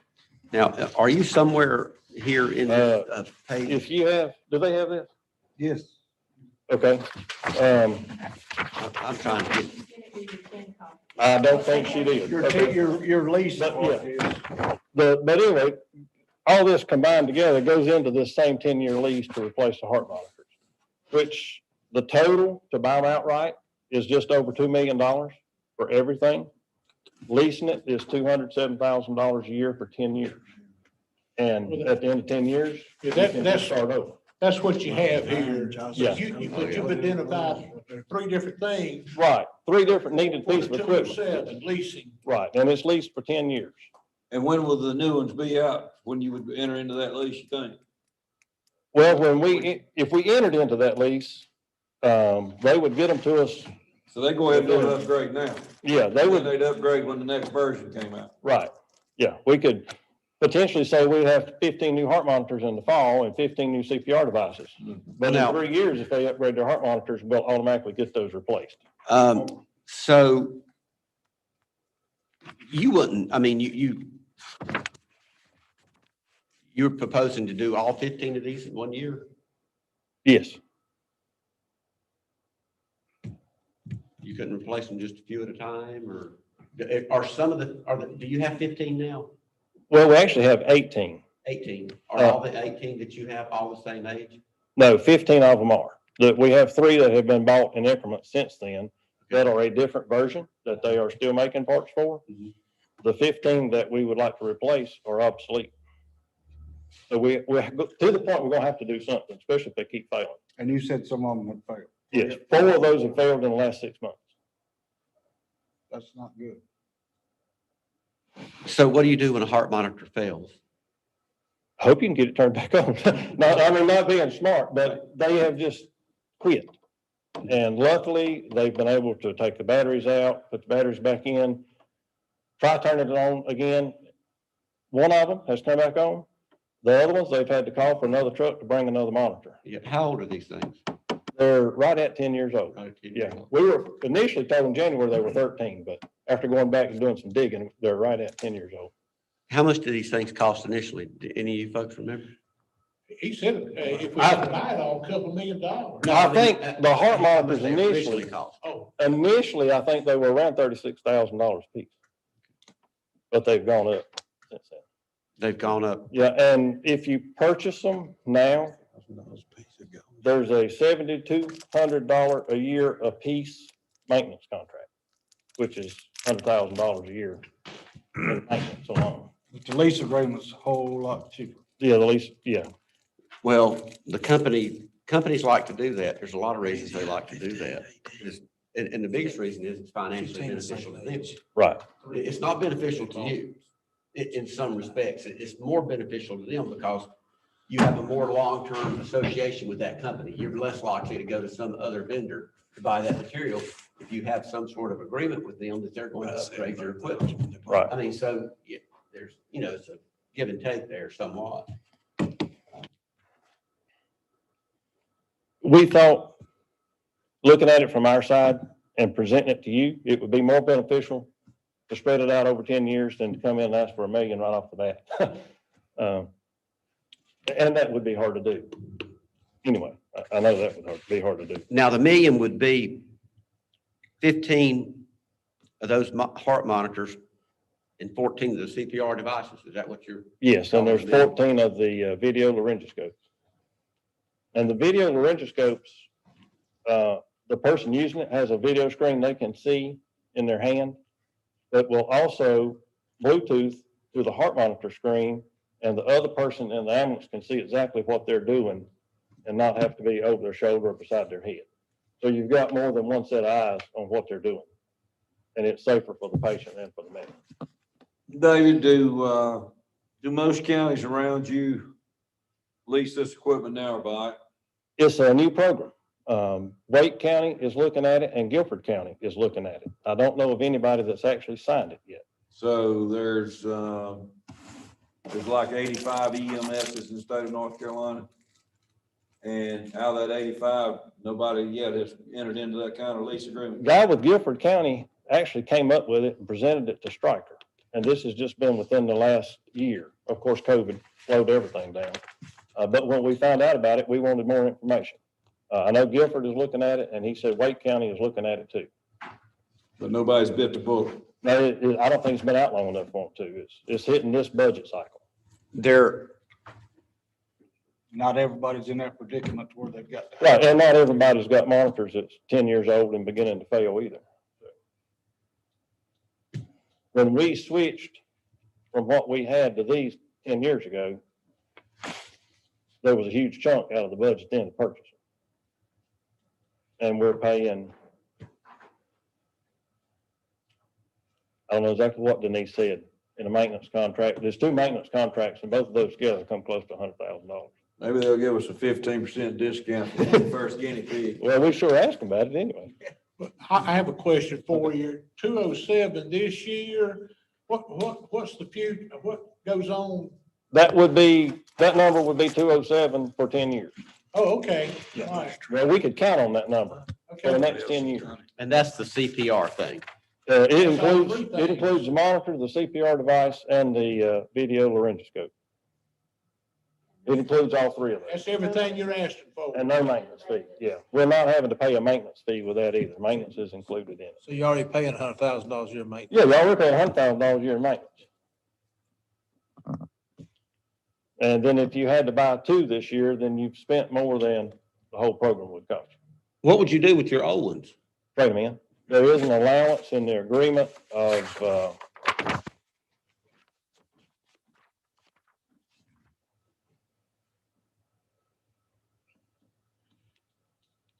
$103,000 for obsolete equipment. For all 15. And those would go to Stryker? Yes. And I wonder what they do with it. I have no idea. But that was a question we asked. What do we do with our equipment we have now? He said, you can trade it in.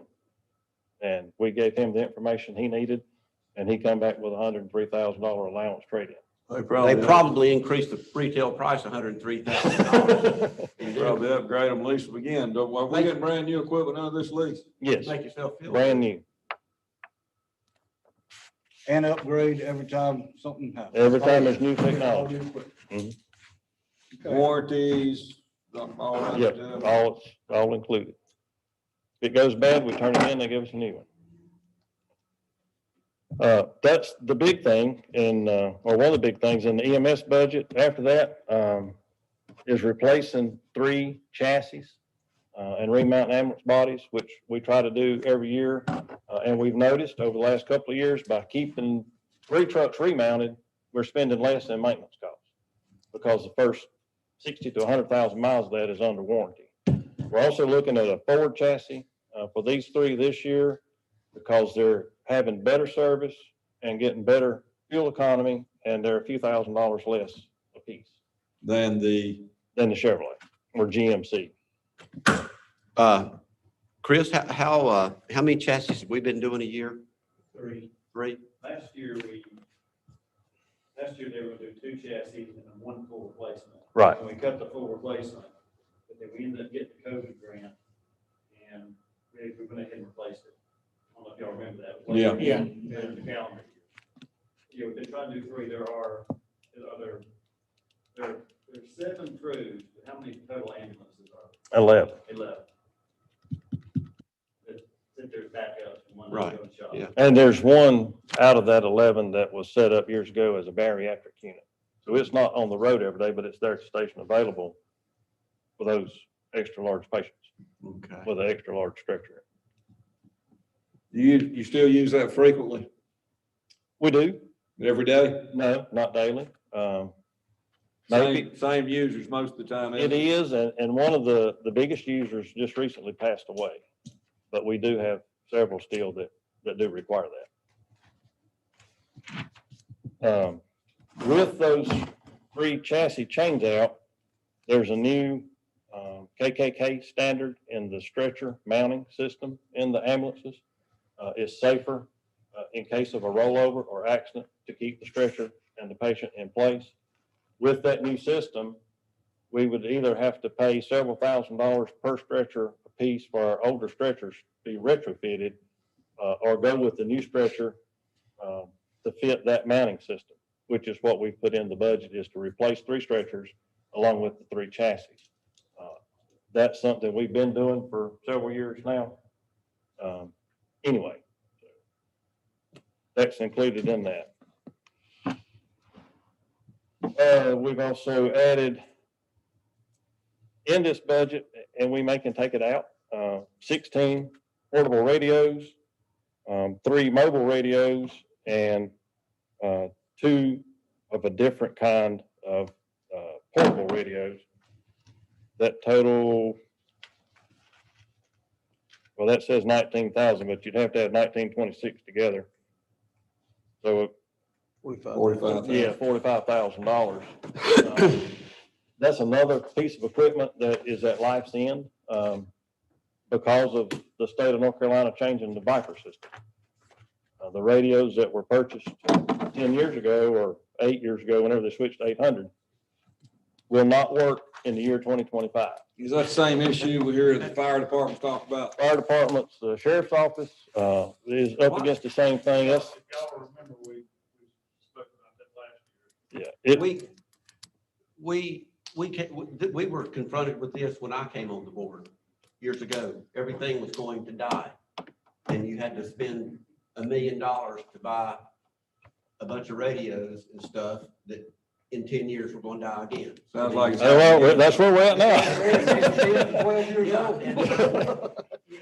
We're back there. It's a scam, really. That's what it is. Oh, yeah. I remember even back in the day, I wasn't on the board when somebody told me when y'all made that move that they were standing on one of the piers down at the beach and talking to somebody right here in Mount Airy with his hand radio. Yeah. I But don't remember what system it was, but when they switched to Viper, as Eddie was talking about years ago, we're at the point now they're switching to another phase. What And we then have, you mark it down. I don't think they'll go 10 this time. They'll go 8. I They think may. they'll go Well, 8. we're working with Denise Brown on leasing those also, instead of purchasing $1 million worth of radios, working on a lease. You can't beat the system. I'll tell you. You can't beat it. Working on a lease for those. it is. That's the big things in EMS. Questions in there? We can, How's your QRV system working and under your assessment? You've assessed a lot of things in a short time, David. I have, and Sandy asked me about that in one of our meetings. I'm like Todd Harris, Sandy's been a lifeline, and I appreciate her help, but something they didn't know, and you may not know either, is during COVID, we had to move both of our ambulances out of the communications building. When we did that, we sent one ambulance to the Beulah outpost, and one ambulance to the old Dodson Police Department, but it has since moved back into the CCOM building. And by doing that, that put a QRV and an ambulance both in Beulah, which that little single wide trailer became a little bit cramped. But we've made it work. We've managed to do our social distancing and keep them as far apart as possible. But looking at how to utilize that equipment better.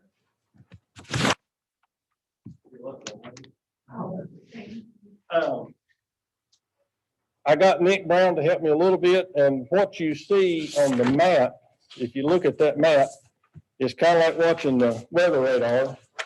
It's called a heat map, and the brighter the concentration, which would be going from green into it looks like brown and then the pink, is your higher call volume areas.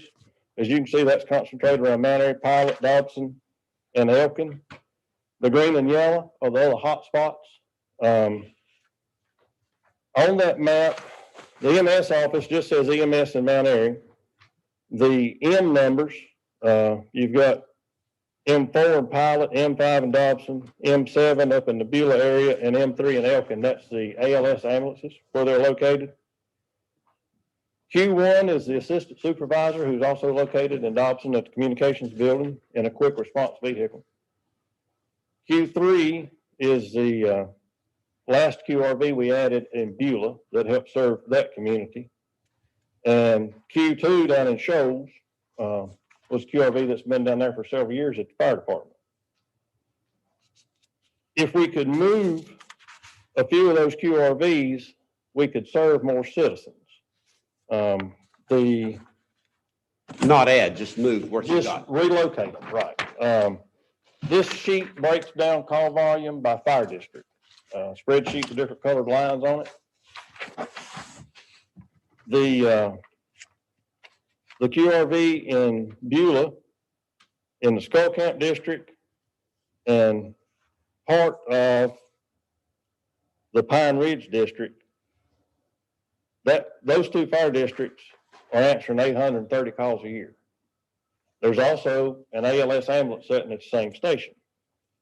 So if we could move that one south, somewhere in the area of White Dirt Road and Zephyr Road, that QRV could serve more citizens in the Jotham Down Mountain Park State Road area and actually serve 392 calls that the fire departments answered, or first response units in those areas that are not being served as quick now as they could be.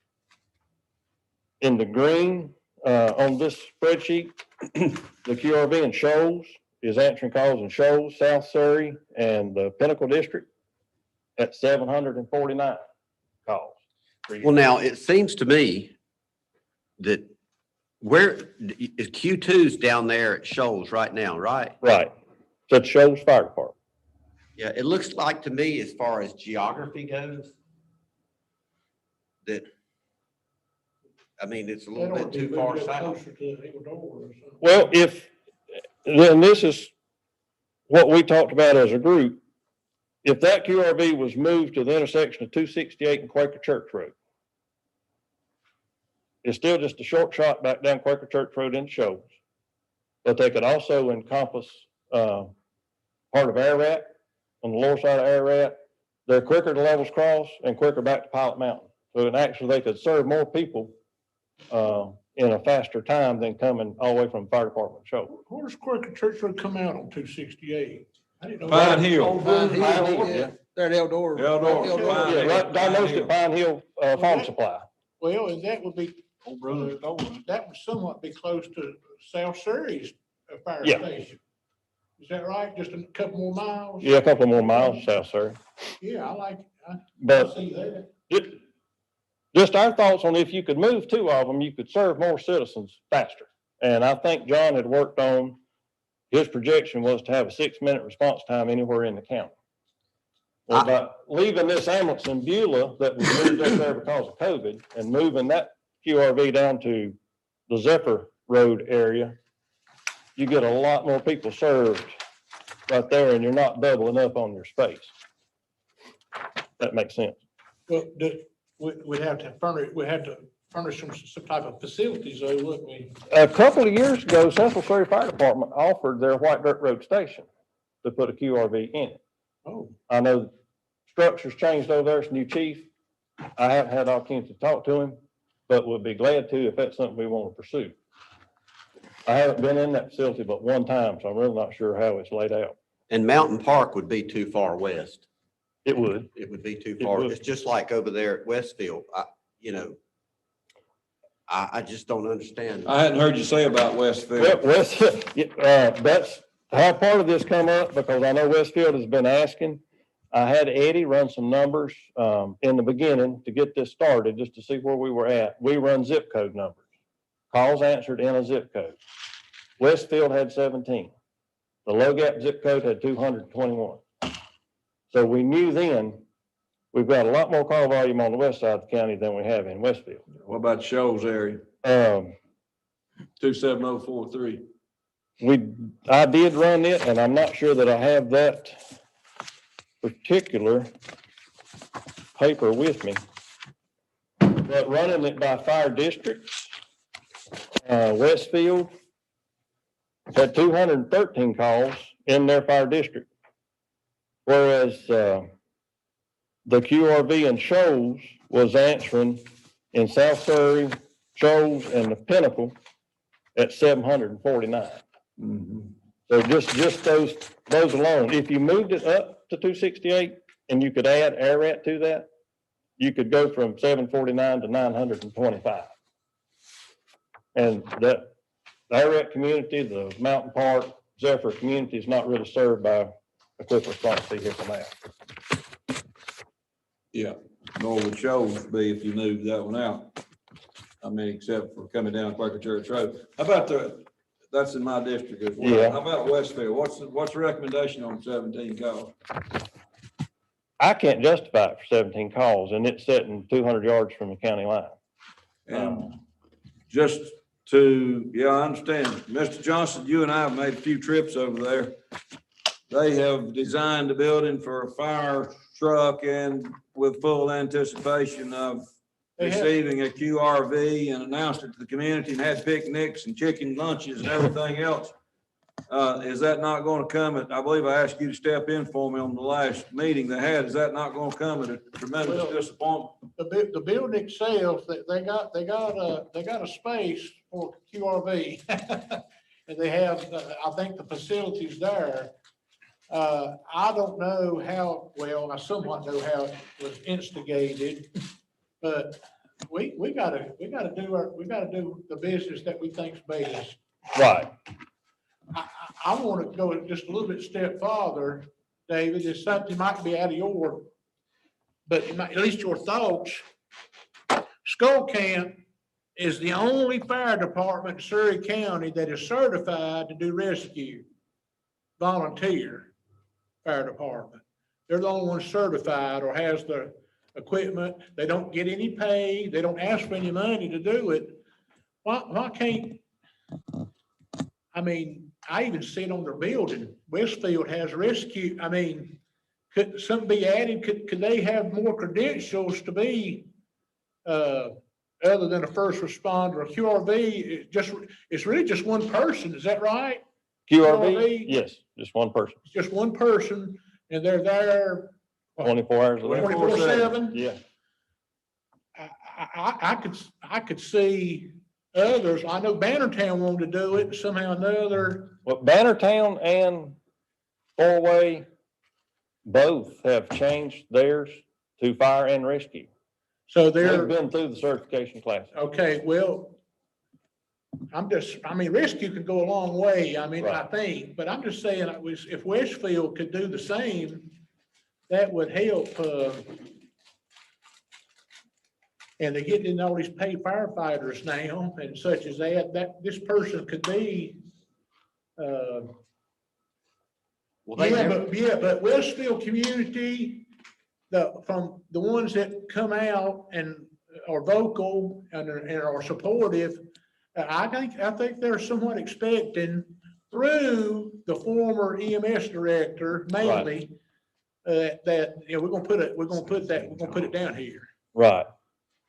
So, but I've been involved along with Commissioner Tucker with the group, and yes, they built a facility. Of course, they raised money on their own, and they have room. They're set up for it. For 17 calls, it's hard to justify. Well, that was where I was at. business is business. Business is business. Yeah. You can't make decisions. What we were looking at was serving the most citizens with the least amount of equipment. And I think that's good business. by moving them around a little bit, tweaking where they're at, and I know moving them involves other facility costs. Where would you move the one at the end of 268 in Quaker Church? Where would you move it to? From Shoals, if you propose moving the QRV from Well, Shoals, if- where would if you that- house it? If that property with that building would be available there in the intersection. So you either that have to buy or lease some yeah, property to you have make to that buy or happen. lease it, yeah. That is a consideration. Just pick up 100 and some extra calls. Yeah, Yeah, that is, and that's ongoing, recurring, right, Forever. forever cost. right. That is. Whereas we're now utilizing a fire department and only paying Right. $500 a month rent, And for, what is it, a 6 mile drive? 6 mile drive. 6 mile drive, it may not be. It may not be, that's, Now, if you said we got a building there in the fire department that'll house it, I'd be the first to make the motion to do it because business is Right. business.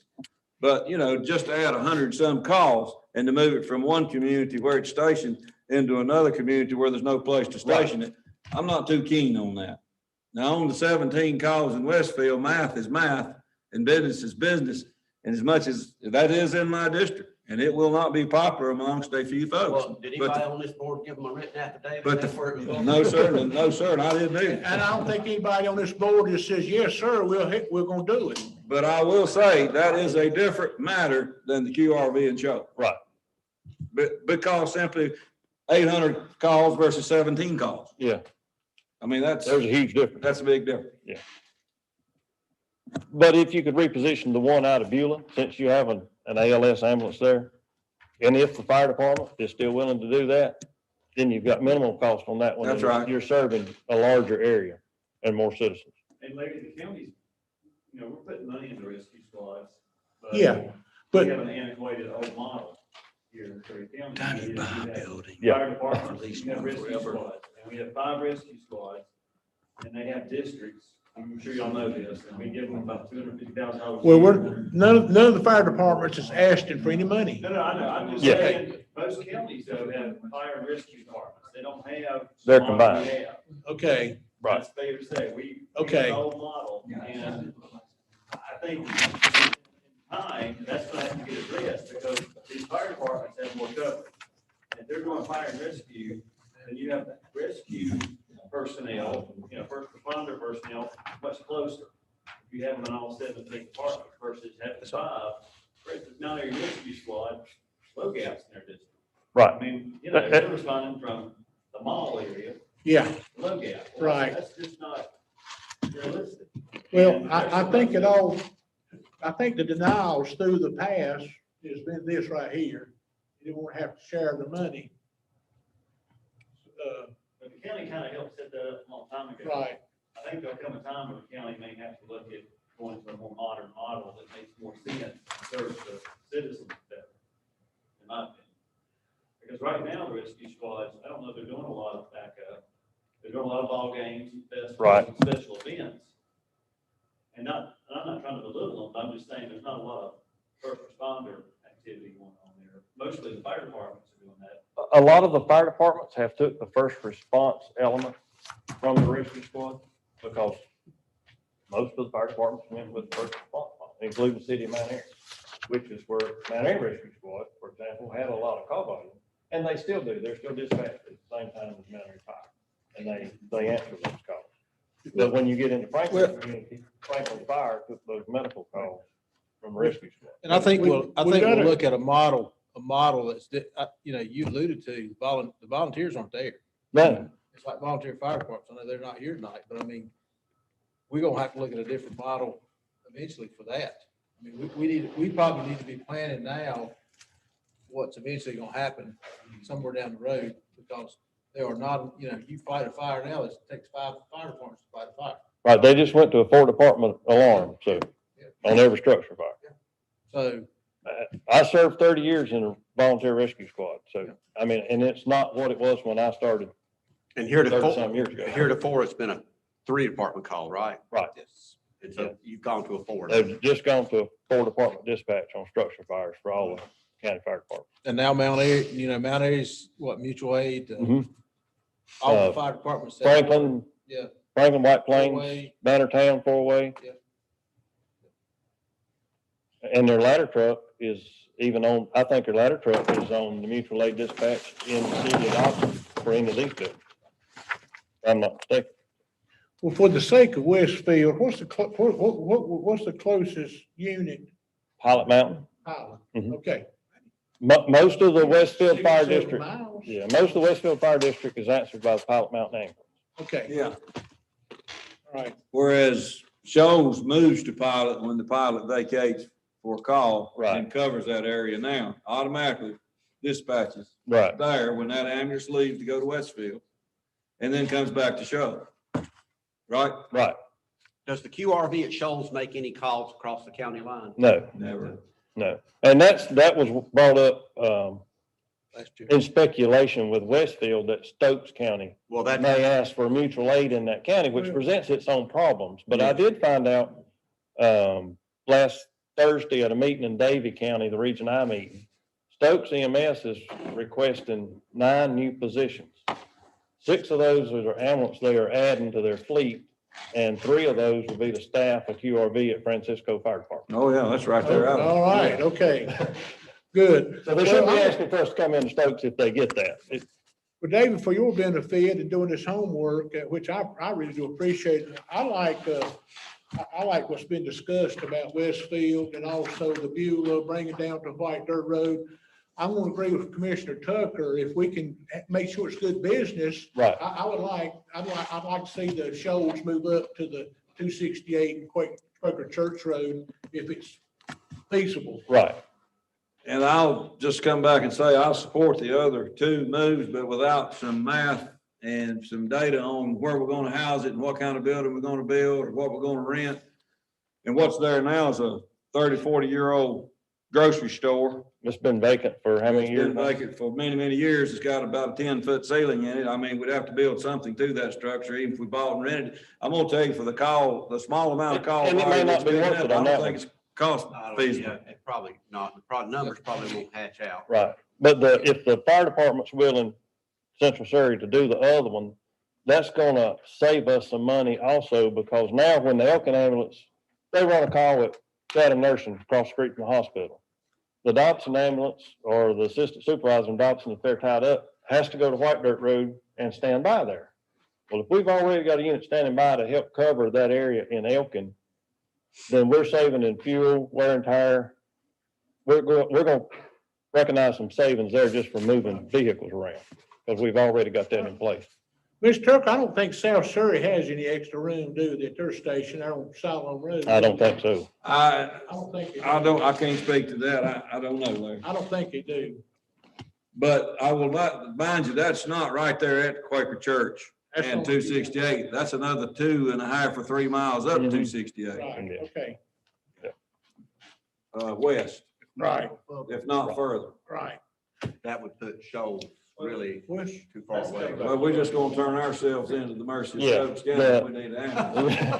The Dobson QRV helps cover a lot of the South Surrey district, because I they can, was yeah, just wondering. Yeah, they can either come down I'm talking about a Rockford or place already there, Turkey Ford a Road. building already there. You probably hear them come by quite often. Okay. Anything else on EMS? No, I appreciate You, your detailed and thorough research. The only, Raised some good questions here tonight. Yeah. I think you've it seems to be a very unbiased approach to things. I'm glad to see that. that's where I try to do And look this. for ways to save too, Right, and which I think you are. And, yeah. I know I make statements about radios and technology and all that stuff, but, I understand, we have to keep up with the times, but bear in mind too, the taxpayers have to pay for this stuff. Right, and that's, So we need to use our stuff as long as we can without sacrificing the safety of our citizens. right. And that's the thing with, Paul and the sheriff may hit on here in a few minutes with radios. They've got to replace a lot more than we have. The radio replacement cost is at $1 million too. And we're checking with 2 different companies, and both of those are entertaining lease options. Just like we talked about a minute ago. If there's upgrades, we'll get upgrades. Do In you- 5 or 10 years, we turn them back in, they give us something new. And We can ask that later, but do you know if any of the sheriff's departments across the state has entered into this new lease, or is it just new for every organization? Paul, can you answer that? More and more agencies are Yeah. entering into lease agreements. I think you're gonna see, as far as leasing goes, that's kind of the way of the future, instead of purchasing, especially with the electronics field, where you could enter into that agreement, and then once something starts becoming, get near end of life, you basically just transition and send those in, and then they, push you out some new product. What we looked at was not doing it as individual departments, but it's a county problem, money wise. Is doing it jointly and combining the two. And then Denise Brown said she'd work with Robin and whoever and divide who pays which part of it out of our budgets. 99.9% of the time, you're all on the same channel anyhow, right? Well, we've got different channels, but we're all using the same type Same radio. radio. Yeah, and we sent a radio to Jessica just last week that went to the shop. It's obsolete and there's no parts for it. So the only thing to do is crush it. And we paid $2,500 for it. Is there 10 years any, ago. discounts on purchase of, packages, like the more the cheaper, or no? That's what we're working on right now. We've met with a Kenwood rep and they're working on some prices, and we're meeting with Motorola hopefully in the next couple of weeks, and they're gonna give us some prices too. And I'll bet you they discontinue the parks for those on purpose. Probably so, That's right. probably so. And I don't blame them. I mean, if I was in that kind of business, I would too. I'd make them go out every year. Well, saddle don't last for about 3 or 4 years, does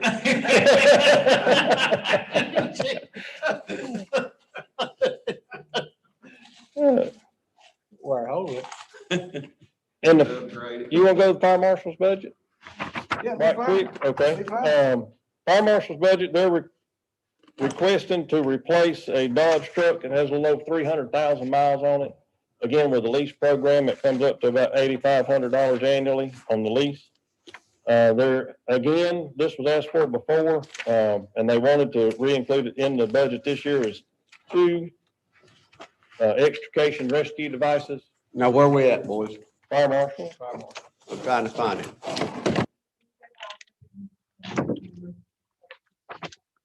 I'm not sure if yours is laid out the same way mine is, but. There you go. Commissioner Golden used to say, I'm a slow learner.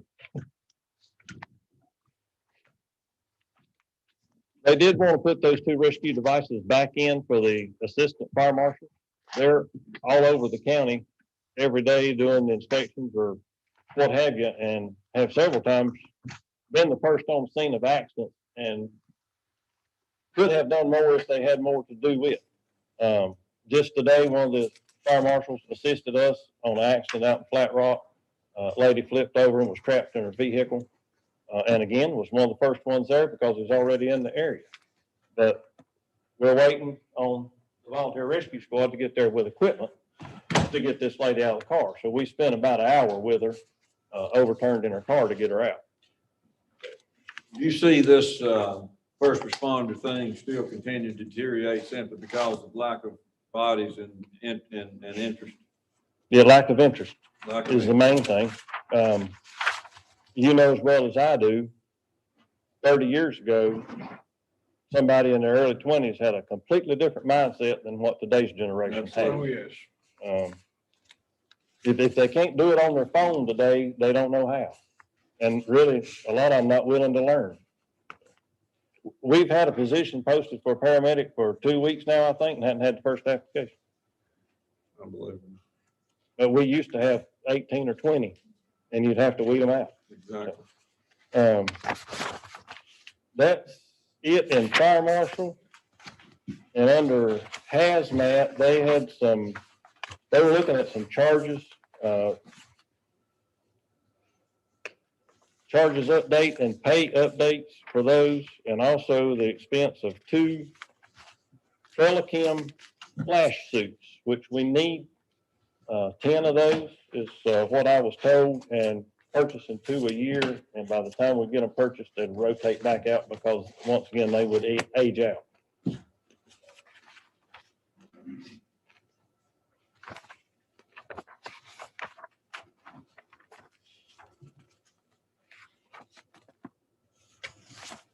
And there is a list of hazmat pricing in there, charges per call that we can bill for to recoup money for the hazmat team.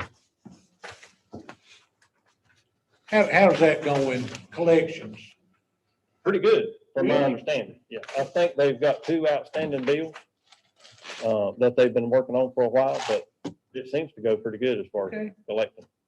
How many counties have hazmat teams, departments? Most, half, less, Well- few? Probably few. And what do they do? Call on another county's hazmat? They do, there's regional teams across the I state, see. and there's Ultimate Towing Yep, has started doing some hazmat cleanup. yeah. Folks Garage Yeah. in Danbury, that section does some hazmat cleanup. But would you say if we just broke it down, hazmat is something that holds its own in your department on the Yeah. budget line? Yeah. Okay.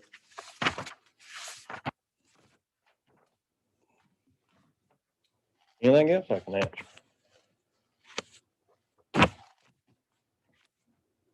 When will you be making a final recommendation on those QRVs and the moves that you described here? Or have you made your recommendation? Well, it came about and I was asked, how could we better I utilize them? understand. So, yeah, that's nothing written in stone. We can work on that as long as we want to, and we can get some more data pulled out. It's just all been done in the last couple of weeks, what we've come up with. How about checking on that Central Surry? I will. I'll check into that this week. That sounds like a pretty good move. Yeah, that would be my first move. And which one was that? From moving the QRV from Beulah to the Zephyr Road area, maybe the Central Surrey Fire Department, if they're still willing to. Whole lot closer to your home, Eddie, Well. right there across the bridge on 74. Most of my I mean, people over there, 77. they just dog eat dog. Cash in 38. No, really, yeah, that one does make a lot of sense to me, and I don't know that I'd ever seen a map like this. I don't think so. Very nice, and it really, Well, we've already kind of discussed this one, maybe in the property committee meeting, but is the geography of it. shelter Mhm. and what we'd have to do, At Beulah. move the ambulance QRV to that and then just change it. If you move the QRV out of Beulah somewhere, then you could just change the shelter That's it. and fix your parking situation coverage anyway. I done got you some new gravel up there, so. Well, yeah, I saw that. You pay for it? She said somebody can't drive. Yeah, well, that was designed for a Ford Explorer, and putting an ambulance in it just blew it out of water. Yeah, that didn't hurt. People don't realize it, but that location right there at White Dirt Road, that is one of the most centralized locations for anything in this county. You can go up there. When I go to Mount Airy, I go up 77 and hit 74 and go over. I mean, you can get to the whole western side of Surry County for that. You can be down to Elkin Hugh Chatham Right. in 10, 12 minutes. You can be over to 268. I mean, you can be into Dobson. You can be, Yeah, you yeah, can you be in can, Ray, you yeah, can from- be anywhere quick from that White Dirt Road location. anywhere but Devotion. Yeah. You can't get to Devotion from anywhere. It's not pertaining to you, Dave, but I'm gonna have a question in general, maybe for Eddie or Chris. How come the water don't run all the way down White Dirt Road? We got fire hydrants coming from prison camp all the way, I think all the way to the interstate bridge. Well, it goes down, Then I don't Tobe see no more. Oh, Hudson goes Road. down Tobe Hudson, all the way to prison camp. And then Okay. it goes out prison camp to 89. Okay, It's on Haystack and goes up Oak Road. Yeah. So it never has to cross 77. No, don't Right, cross- yeah, it don't have to cross 77, yeah. It costs upwards of $1 million before under 77. I'm just questioning, I That's just right, we need wondering, water. because I know Eddie's talking about trying to get water on the other side of Hang it 77. from off the bridge. Whatever. You know, Yeah, I've seen that. Yeah. Pipe wrap. It makes sense Yeah. to me just to get it to the other side of 77. Just to get water to wherever the bridge would be worth it. And then figure out down the road. where you're going. Yeah, I just wondered, because I sort of made that trip. I'm sorry. No, no, you're fine. It just Put that- stopped. I said, hey, put that there's on your already list. water under here. But it That stopped. list, yeah. Yeah. Thank you very much and appreciate the job you're doing. Thank you very much. Thank you. Thank you. Thank you. We're gonna take a break Good. before you get up here. Money's fine. Let's see. I think there's one here. How long of a break? Long enough for you to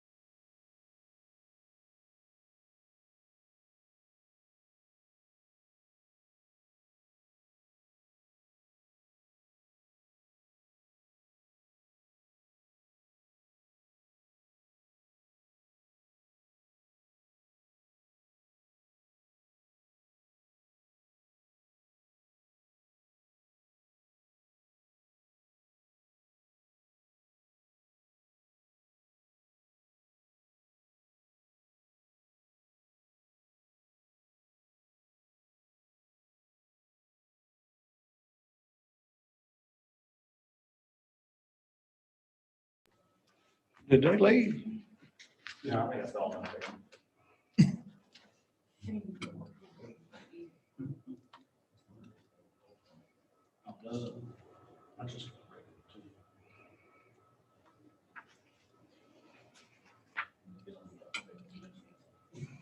Yeah, said something about that, that was weird.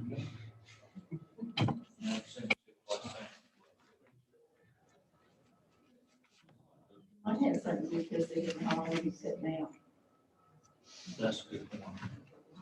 Well, I mean. I mean, people are gonna get less than later now. I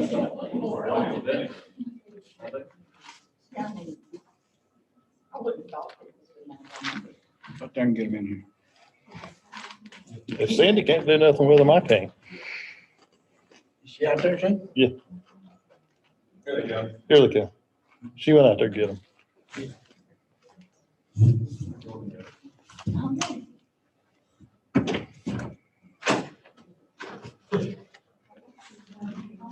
Maybe for at least if you told us. I've heard that before.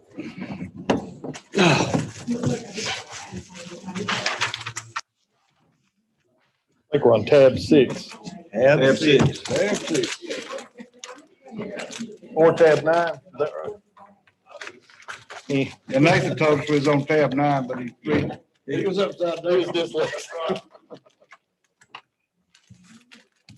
Budget justification for county sheriff. Right, Sheriff's number Right. 6, behind tab 6. yeah, got you. all right, getting back to business, I'd like to welcome Chief Deputy Paul Barker, Sheriff's Department. Thank you. Thank you, sir. I wanted to start out on a personal note. I come to one of the commissioners' meetings here a few weeks ago and heard what y'all was having to say about the litter issue. And since then, I've been thinking about it a lot and spoke with Jonathan Barker, who's the pastor at one of the churches. We know Jonathan. Amazing Grace. Yeah, Amazing Grace up in Logat, and spoke to him about the possibility of what his thoughts were of possibly getting some of the churches involved and starting a program with them. And he was very excited. Just wanted to relay that to the commissioners, that he was very excited about the possibility of doing that. Also, along with that, I go to church at Community Baptist and over just off 89 there and Red Brush area. And we'll be speaking with my pastor about the possibility of them working together to possibly start to get the churches together to unite to maybe do some type of litter cleanup throughout with the churches throughout the county. Both were, Jonathan's very excited about it, so I just wanted to relay that to y'all on kind of a personal note. Wanted to present the budget request on behalf of Sheriff Hite and the employees of the Surry County Sheriff's Office. As you're aware, several divisions make up the Sheriff's Office: patrol, civil, narcotics, our school resource officers, our animal control division, detention center, criminal investigations, our office staff, our court security, of bailiffs, our DARE. As you're also aware, we're one of your largest county departments. And the various services we provide stretches back and forth across our county 24 hours a day, 7 days a week, from east to west, north to south. And I just want to take a moment to express my gratitude to the men and women who make up the Sheriff's Office and provide protection and service to all the residents of Surry County and those who travel through it. Last year, understandably, was a tight budget for everyone throughout the county and also throughout our country, brought on by the pandemic and everything that came along with it. We worked with the county manager and his staff to bring to you last year a no frills budget for your approval. Last year's challenges extended into the area of personnel expansion. Although some personal expansion was planned, the board chose, understandably so, not to move forward with some of our requests. This year, we again look to the future and return with some of those requests that are laid out in your budget portion of the sheriff's office. In order to begin moving forward with these operational improvements, our request is to increase our overall estimated budget around estimated 3.5%. Approval of this request allows us to maintain current operations and increase staffing in areas that the sheriff and the command staff feel are needed. And also, as you've already heard from some other departments within the county, replacing some outdated, non-serviceable equipment. I will echo the sentiments of Commissioner Harris when we talk about the items, especially radios and such, that body cams and that sort of thing. It seems like when it comes to electronics that they become outdated. And it seems like oftentimes we become the victim. The county and the taxpayers become the victim of some of these companies that their product or whatever don't last but for short periods of time. You guys know me, I'm a straight shooter. I'm a cop when it comes to, I'm just a cop when it comes to all this, and I'm not well versed in getting up, doing anything but shooting you straight on our needs and what the sheriff has relayed to myself and the ones that work for the sheriff. Basically, we were requesting $433,834 more than was approved last year. The reason that we're requesting that is because of some of the things that I just spoke about just prior. About last year, we talked about in the budget some of the personnel expansions that the sheriff and the command staff felt like that we needed to pursue in order to run a more efficient sheriff's office and all the other departments or divisions that go with the sheriff's office. As you'll see in your packet, as I see y'all looking through it, that $433,000 will get you an overdose death detective, a second elementary SRO to help the other elementary SRO cover the 11 schools, 4 detention officers, the 401k separation allowance for the 13 sworn detention officers, walkie-talkies and car radios that, as my comrade in arms, David Spate spoke of about earlier, goes obsolete in 2025. And again, I echo the comments of Commissioner Harris when it aggravates us when we have to come to you, the commissioners, and we have to seek approval for such a large item. When it comes to our radios and our walkie-talkies, that is the lifeline of our deputies out here on the road. And unfortunately, it is a requirement that has got to be addressed.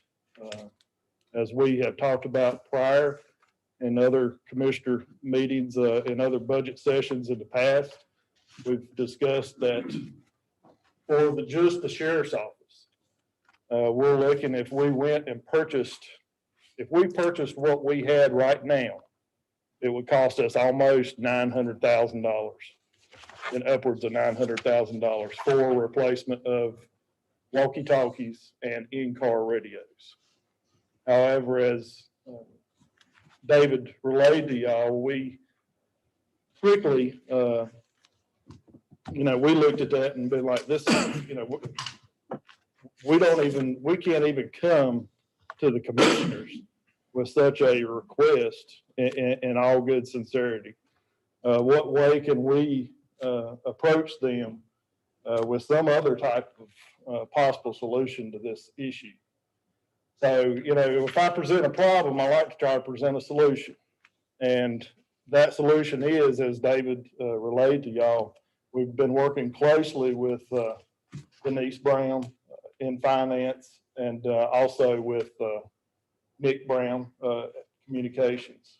And we have had meetings with one company already, and we are getting ready. We're in the process of meeting with another radio company here in the next couple of weeks to possibly come to a solution other than having to ask y'all for almost $1 million by 2025.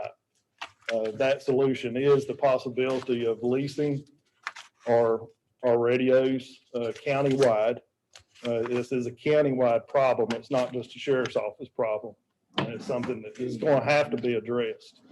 But we want to do it in the best possible way. So with that being said, also in addition to that, our in-car cameras, it goes back to what we were talking about earlier, the in-car cameras and especially our body cams. And each of you know how important technology is in the world that we live in today.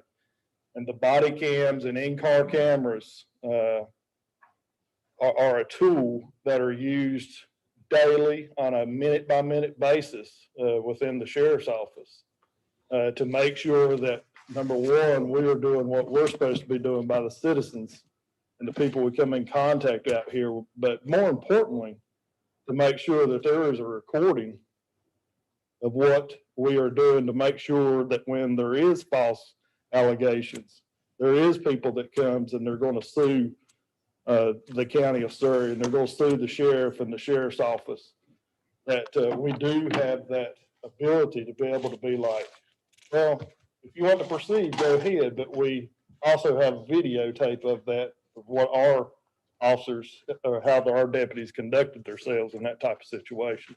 Is that in the first couple of pages here, or where is that? The It's on down there, I think. it's on down, Okay, all right.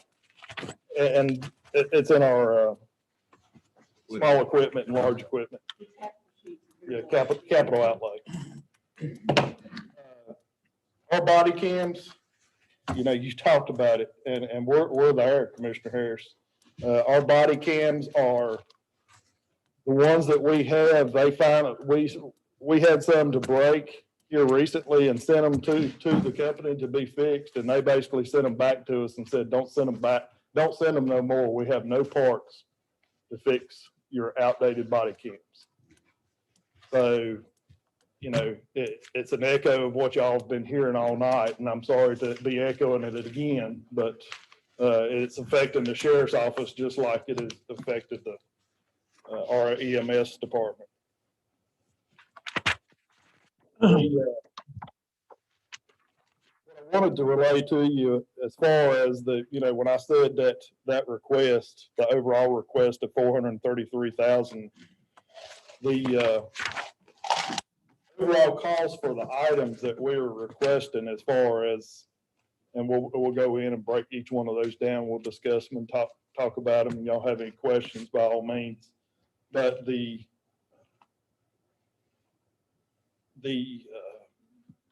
ability to be able to go forward with these items that I've brought to you tonight actually is a cost of $530,629. And as you can see, we have brought you, as of last year, except for this, basically a no-frills budget.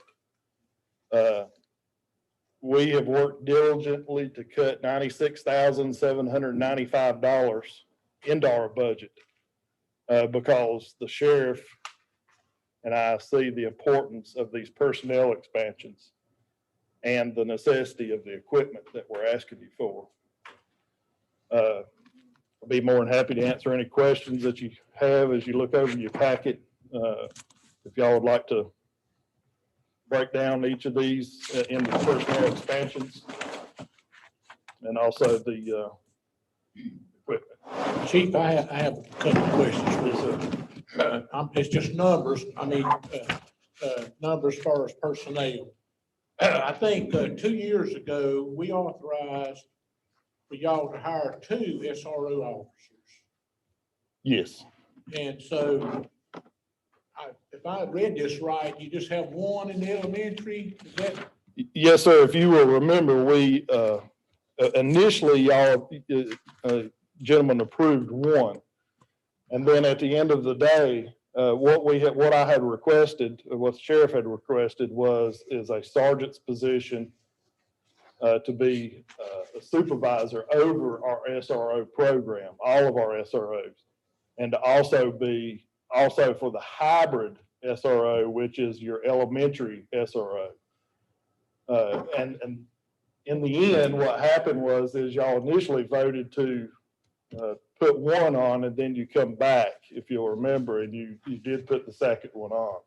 However, in regards to that, what I'd like to express to you is what we have seen. We have got 1 elementary SRO, the hybrid SRO, which is Jessica Foster, doing a phenomenal job. However, she's covering 11 elementary schools.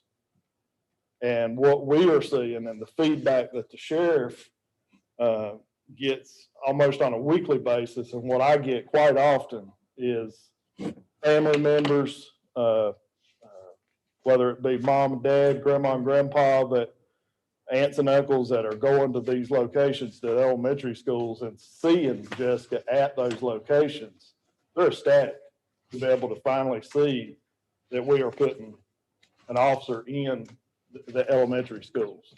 Along with that is just simple, it just comes down to math as far as the coverage. Right.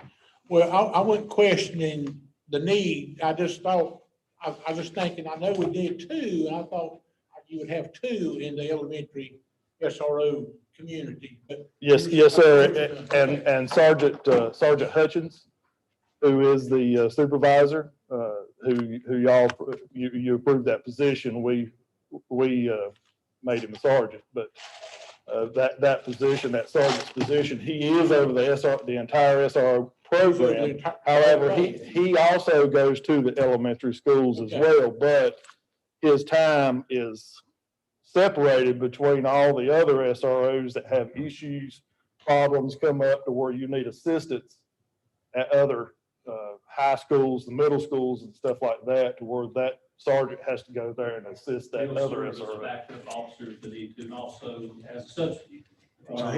He services 18 schools. Yes. And Chief, my other question is pertaining to the detention officers. I think it was at least 2 years ago, y'all came to us, need 12 additional. And we've gone in increments with that. Yes, sir. I think if I ain't mistaken, we're up to 6. Yes. Yes, So you're saying 4 more? I think, yes, sir. Okay, History. okay, the history, okay, I'm sorry. No, that's fine. I'll have to But ask I you. was just, so the current need, you need, and I think. Well, and I'll tell you this, Lieutenant Commissioner. Shelton said you had a couple of voids there, I mean vacancies right now. Yes, we do. Okay, And one thing I want to share with you in regards to that is, and this is not going to be any, great, thing to y'all, but our biggest struggle is our detention center, and it has been.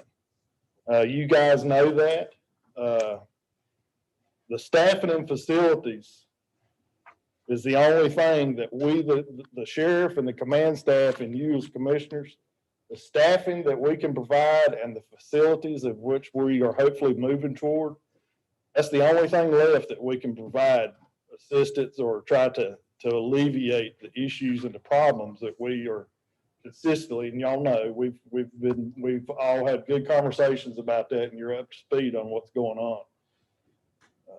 Most recently, I was made aware, and I believe Commissioner Merriam may have made a comment in one of the prior commissioner meetings that most recently, there were 17 inmates, 17, that were sleeping on the floor in the booking area.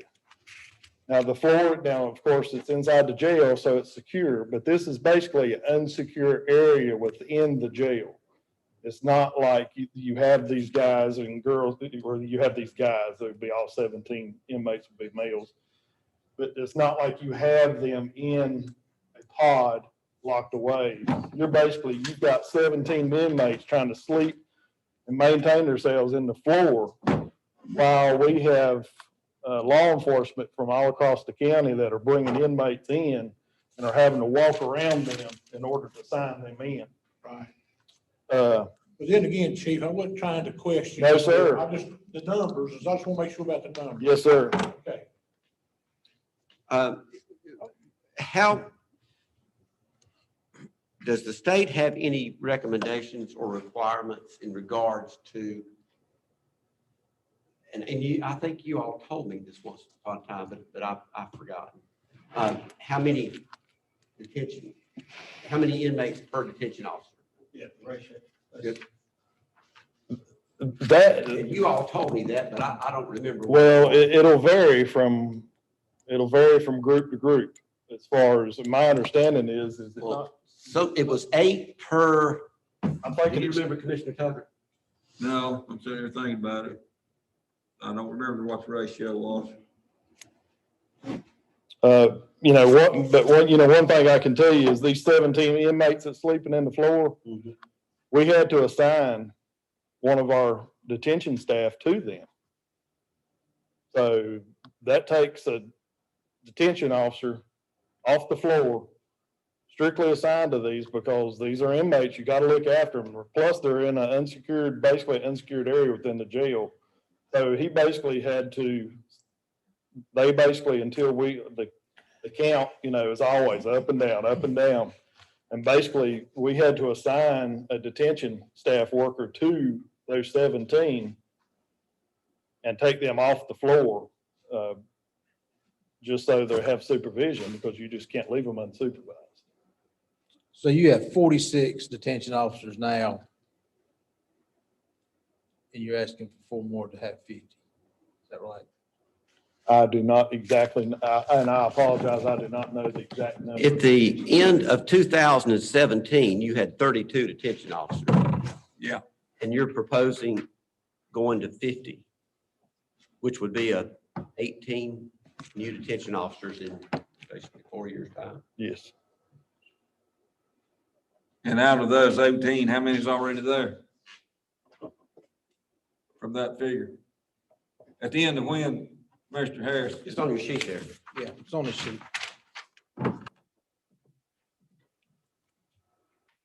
December 17. December 17, it was 32 detention officers and 70 deputies.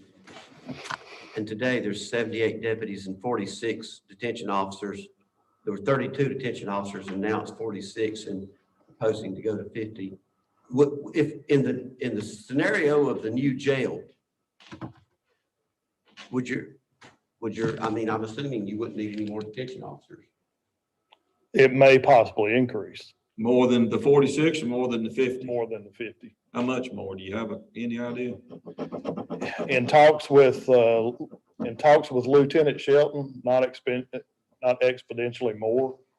I wouldn't figure no more than possibly 5 or 6. The bill moves like, you got a lot of guys in transportation that are taking on that and going.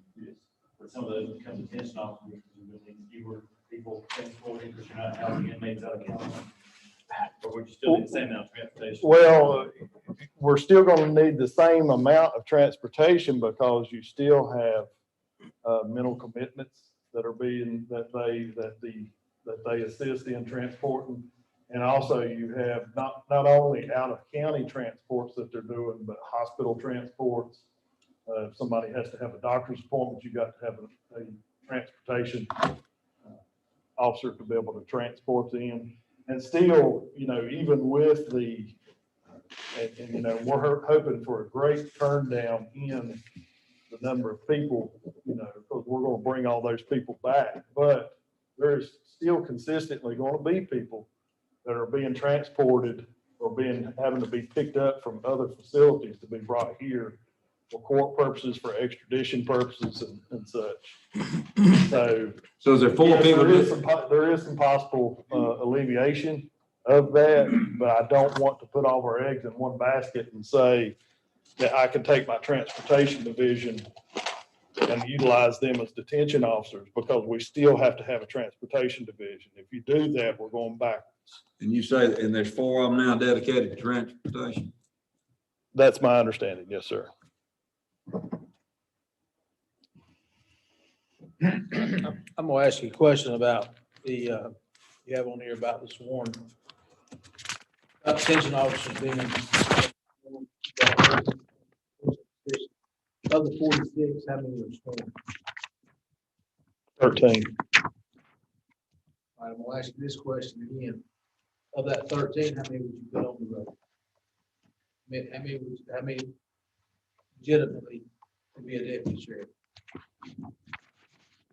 Those sworn officers that would be utility guys that could be transferred to a road deputy the next morning. If you need him. Well, it's a different animal.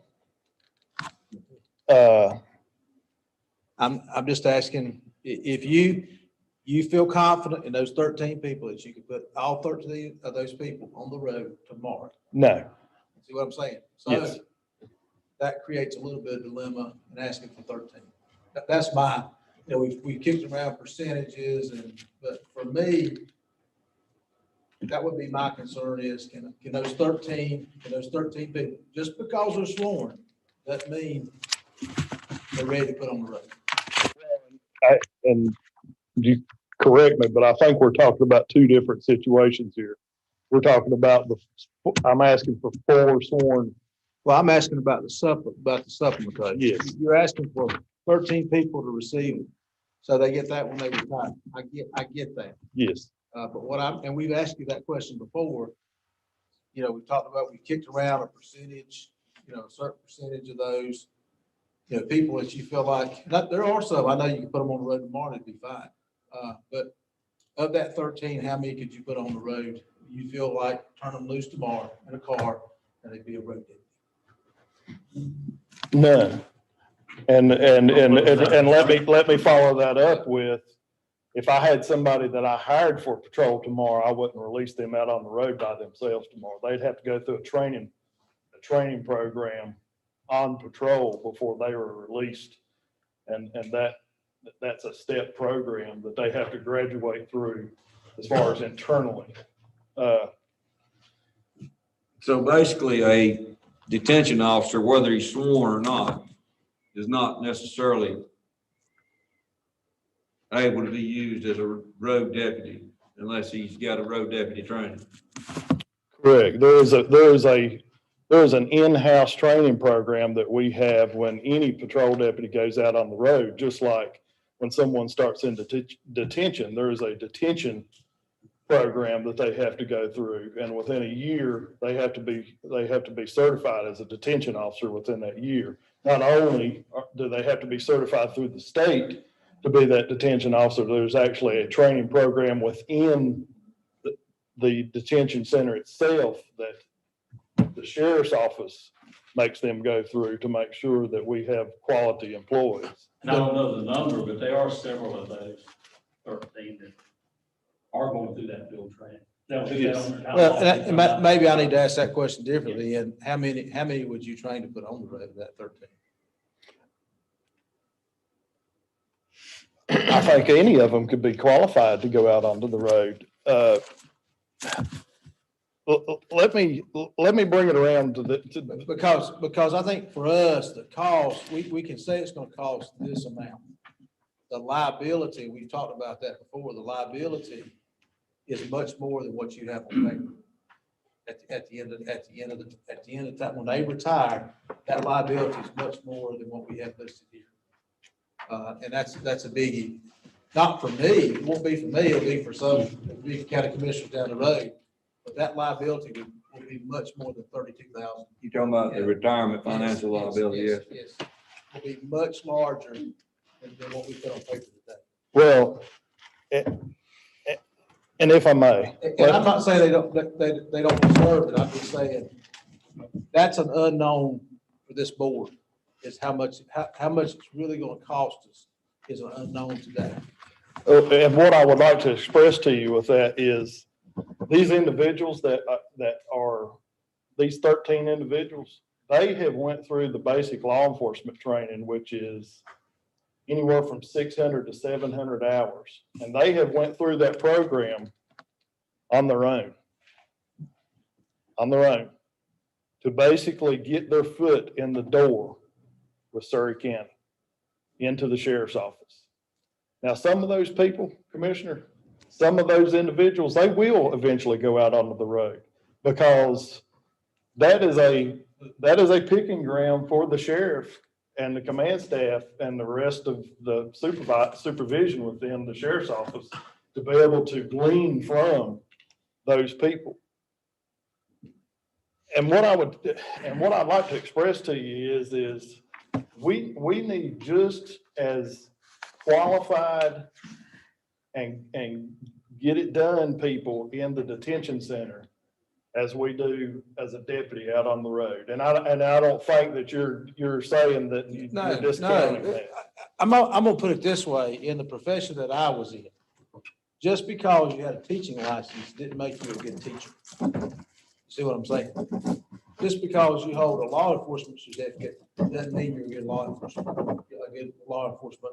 agent or a sheriff's deputy. You see what I'm saying? Yes. And so that's kind of my thing is, I want to be fair to those people. You know what I'm saying? I want to be fair to you, to your people, but understand that there is a liability down the road. It's going to be, a lot of them, it's going to be 30 years down the road. Another board, I certainly think it would be a different board of commissioners at that point would have to deal with that liability. And some of these people, commissioners, will never reach that. Yeah. And Sandy and Rhonda can relay that to you. When you're talking about people and you're talking about personnel, in reality, and we can't say, what if, but of these 13 people, really, how many of those individuals, how many 13 employees with the county in any department right now do we think are going to stay with the county for 30 years? I'm with you. So, it's a push and pull. And I don't say this, I don't direct this towards you. I say this as a comment. I've heard comments in the past that the road deputies often find themselves in more dangerous situations than detention officers. And I don't agree with that. I don't agree with it. And let me tell you why. I could take every deputy that we've got out on the road and I could line them up against that wall right there. And I could ask each one of them and go down the line and ask each one of them, how many times have you had to go into a room with 5 suspected murderers? And not only those 5 suspected murderers, but also 10 or 15 other people that are inmates, and be able to go in and calm a fight down, go in and wrestle people to the ground, get them handcuffed and extract them. I'm not going to have a deputy out on patrol that is going to tell me that they've went up against 5 murderers at one time. I agree with you. Now, these people on a daily basis are doing this. Do you have, are your inmates, are they segregated based on what crime they committed? We would like for them to be, and when all possible, they are. However, due to the extreme overcrowding of the sheriff's office or the detention facility, But in it's a not new, feasible. well, in a new jail, you will most likely have the luxury of putting Yes, your most hardened violent Yes. criminals in a yes, particular area. yes. They are categorized.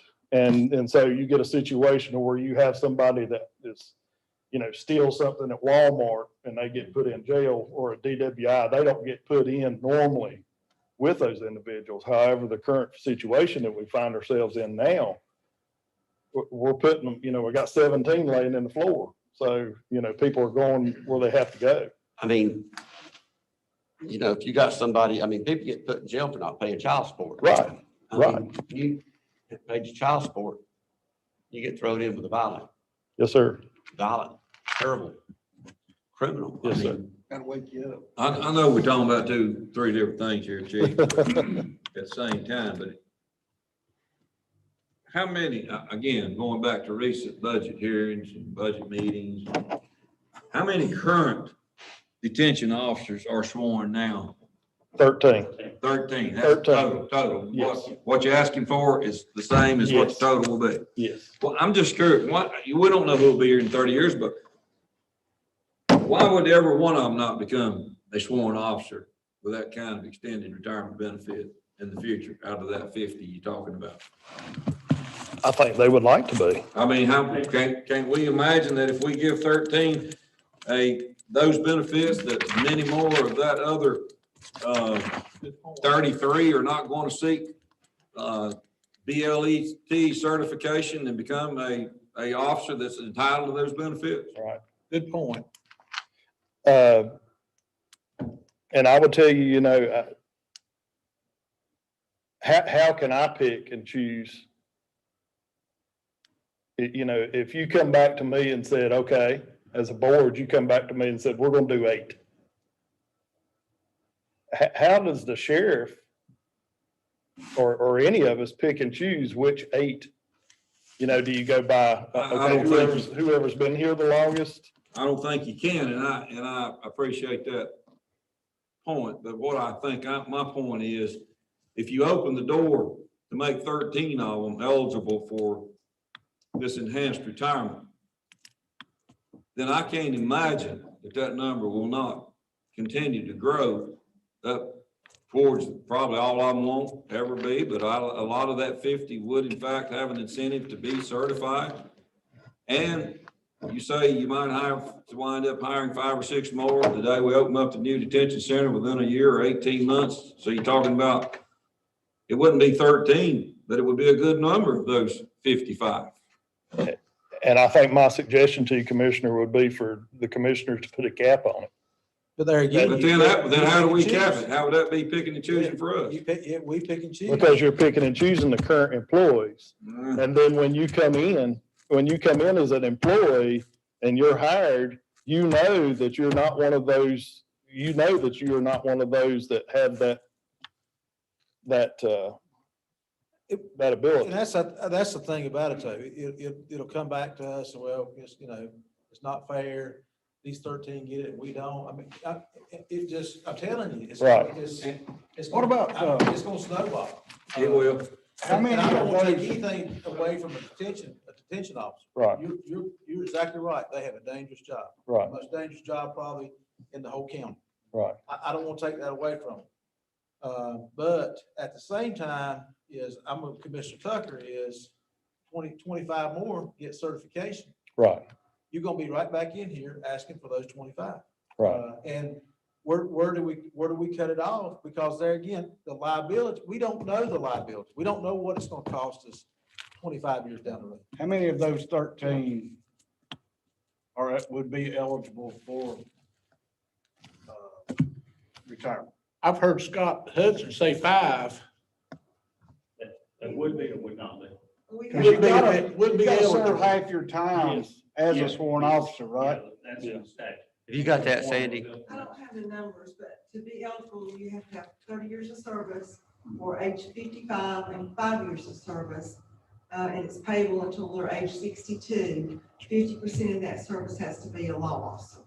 So no, based on the numbers now, I don't know how many would be. But, another thing we'd have to consider too is, new hires coming in, just say somebody came from Mount Airy, from a different location. It's whoever is their employer at the time that they retire, is that correct? So Correct. we could bring in people that would be close to being eligible. If we're their final employer, then we pay that separation allowance. Yep. There's just no way to put a number on it. There's no way to put a liability. Right. I will tell you that, and I understand where you're coming from. I really do. I really do. 48 of our North Carolina counties currently have this in place. And it should be noted that the large portion of the 45 counties that don't are your very small, low population counties. I'm gonna ask you this, so of that 48, do they pay all of their sworn detention officers, or do they pay a percentage, or is it a mixture? It's a mixture. And we've done these numbers before, but I remember comparing ourselves to larger counties like Forsyth in years past. And it's a highly debated topic in every county. And last time we talked about this, Sandy, if you'll help me, I believe it was in Forsyth County. And the fact, as large as they are in comparison, it was only like, didn't they have a very small amount? 10%, Six. 10%, was it 10%? It was a small, It was a yeah, percentage. yeah. I mean, they had less than 13. Yeah. Yeah. And I don't have those, and those were last year's numbers, and we can get them again if you want us to. But, that is what a lot of places do, I think, is put a percent on to cap it. If you all decide to do it, what we'll have to know for sure is, you know, are we doing it for everybody coming forward, or are we just gonna limit it to a certain number? Well, that's my question, Chief. We've hired 8 new deputies in the last 4 years. Do they automatically go on this program? Well, the deputies automatically get it. If they're a deputy, It's one deputy. that's their primary job as law enforcement. As a deputy, then they get the law enforcement officer's retirement, they get a 5% match for their 401k, and then they get the eligibility for separation. That's what I'm saying, they're automatic. Yes, that is required by law. Okay. Well, that's That the so counties we and don't have, municipalities have to provide that. The difference here, I think, is some counties extend that privilege to their detention staff.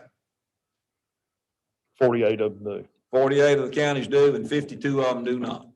And that 48 is in some form or fashion, not. It has some limitations It's not on it. it's not a blanket. No, No, no. Some of them are blanket and some of them are not. I mean, we've talked about this, what, 3 years? yeah. Yes, 3 sir. years that I've been on the board, we've talked about it every time. And we've talked about, you asked the same questions, and we've talked about percent, you know, doing a percentage of them, whatever. And, you know, it's kind of what Sandy says, at the end of the day, we don't know what it's gonna cost. We really don't. And again, I'm not trying to take anything away from them, I'm just saying, it's hard to know. Well, I think I speak for the sheriff. Excuse me. I think we'd be amiss not to bring it before you. And I know that puts y'all in an awkward situation, but I think it's something, when these individuals take it upon themselves, and they are, we agree to that they could take it upon themselves to go through basic law enforcement training. It turns out a better employee for us.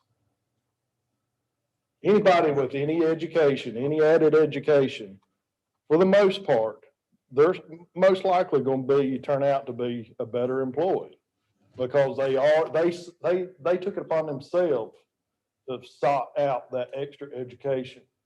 And they sought out that extra education to be able to get their foot in the door to work at Surry County, for our county. And that's where I come from. It makes our job easier, because these people, you know, you have that drive. When you want to make yourself better and you want to do better, you'll seek out opportunities and ways. And education is one of those. I'm just preaching to the choir. Education is one of those opportunities. And I think that's where we see it in these individuals. And we want to provide this benefit to help jumpstart their, 30-year retirement. We really want them to retain the ones that's, Right. that even have been to the LET, and we can What retain if- them from the jail and not want. Out of the current 78, how many came from detention?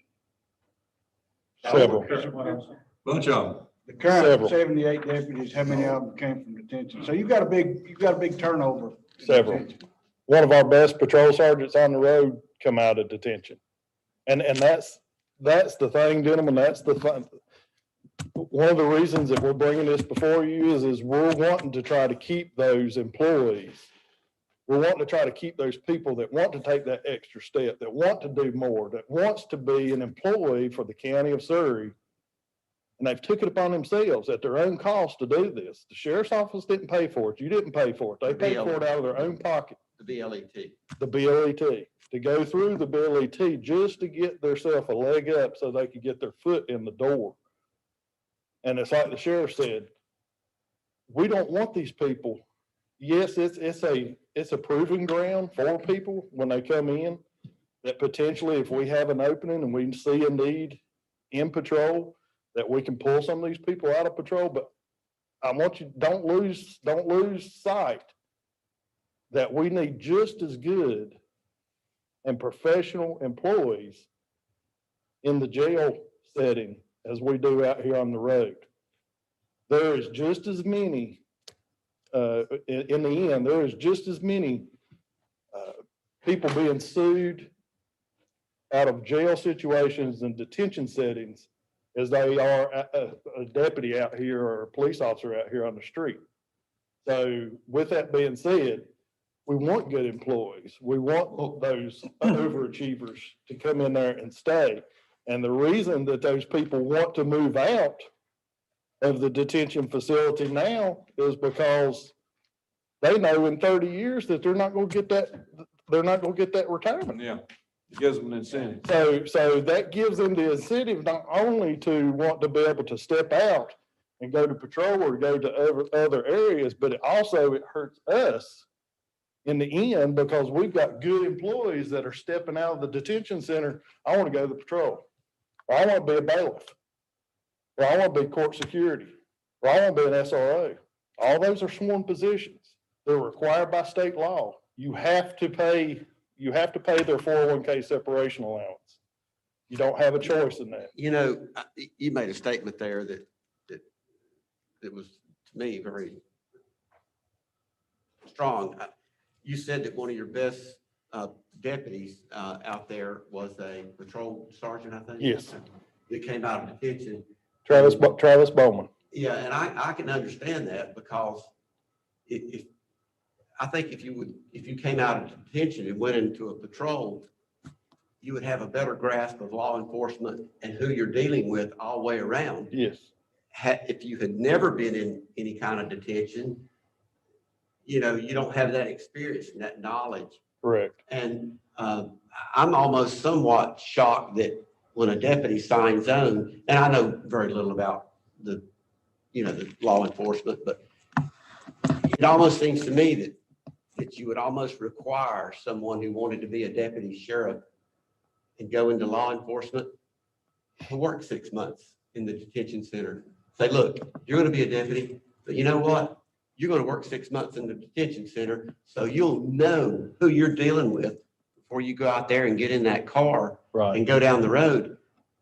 This is the real world of criminal justice in this jail, and you need a taste of it. Correct. Before we put you in the patrol car. Correct. Yeah. Yeah. So I can understand why that guy is a really good, officer. He's got more experience than a deputy that comes out of BLT, gets in a patrol car and goes out on the road. Yeah. Yeah, because he's dealt with the large majority of them he's dealt with these on the front people, end yeah. of it. Nothing to do with money or numbers, but I like to know about your turnover. Detention center, deputies, whatever, you have to, Very, As far as the rest of our sheriff's office, detention is the only turnover we're having.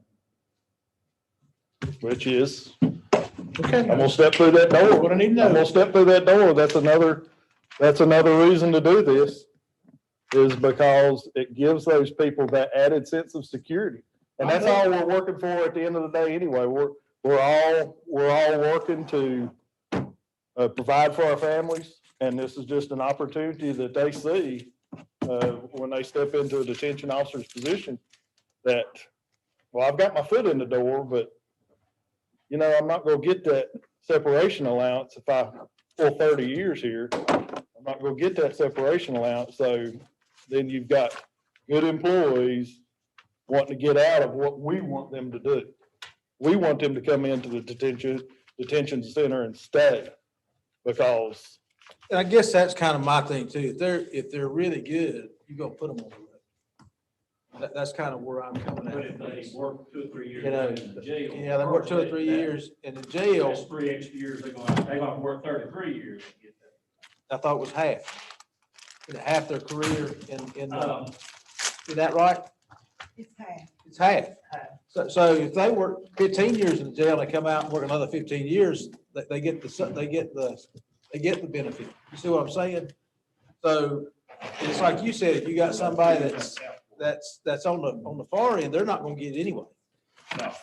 But you're not, but in all honesty, Commissioner, you're not gonna have somebody that's gonna work 15 years in the detention center and wanna go out on the road. You're just not. Detention, patrol is a young man's game. I'll tell you a little joke on myself. Here a few months ago, we was needing a little extra help, and I went out and worked one night, and it took me about 3 days to get over it. But that's coming from somebody And that's. there you go. I'm not trying to take anything away from it. I'm just, for us, we've been told this, we can't tell you what it's gonna cost. You're not gonna You know, find a detention center. We can't put it or on a piece of patrol. paper and say, this is what it's gonna cost, because it changes. You know what I'm saying? It's kind of fluid. Nobody can sit down and say in 30 years what this is gonna cost us. We know what it's costing us right now, but 30 years down the road, we can't predict what's gonna cost the county. And it may be a big old chunk of money by then. But it's a liability for the county. We're not trying to take anything, because like I said, we appreciate what these people do. We understand what they do, the danger they're in.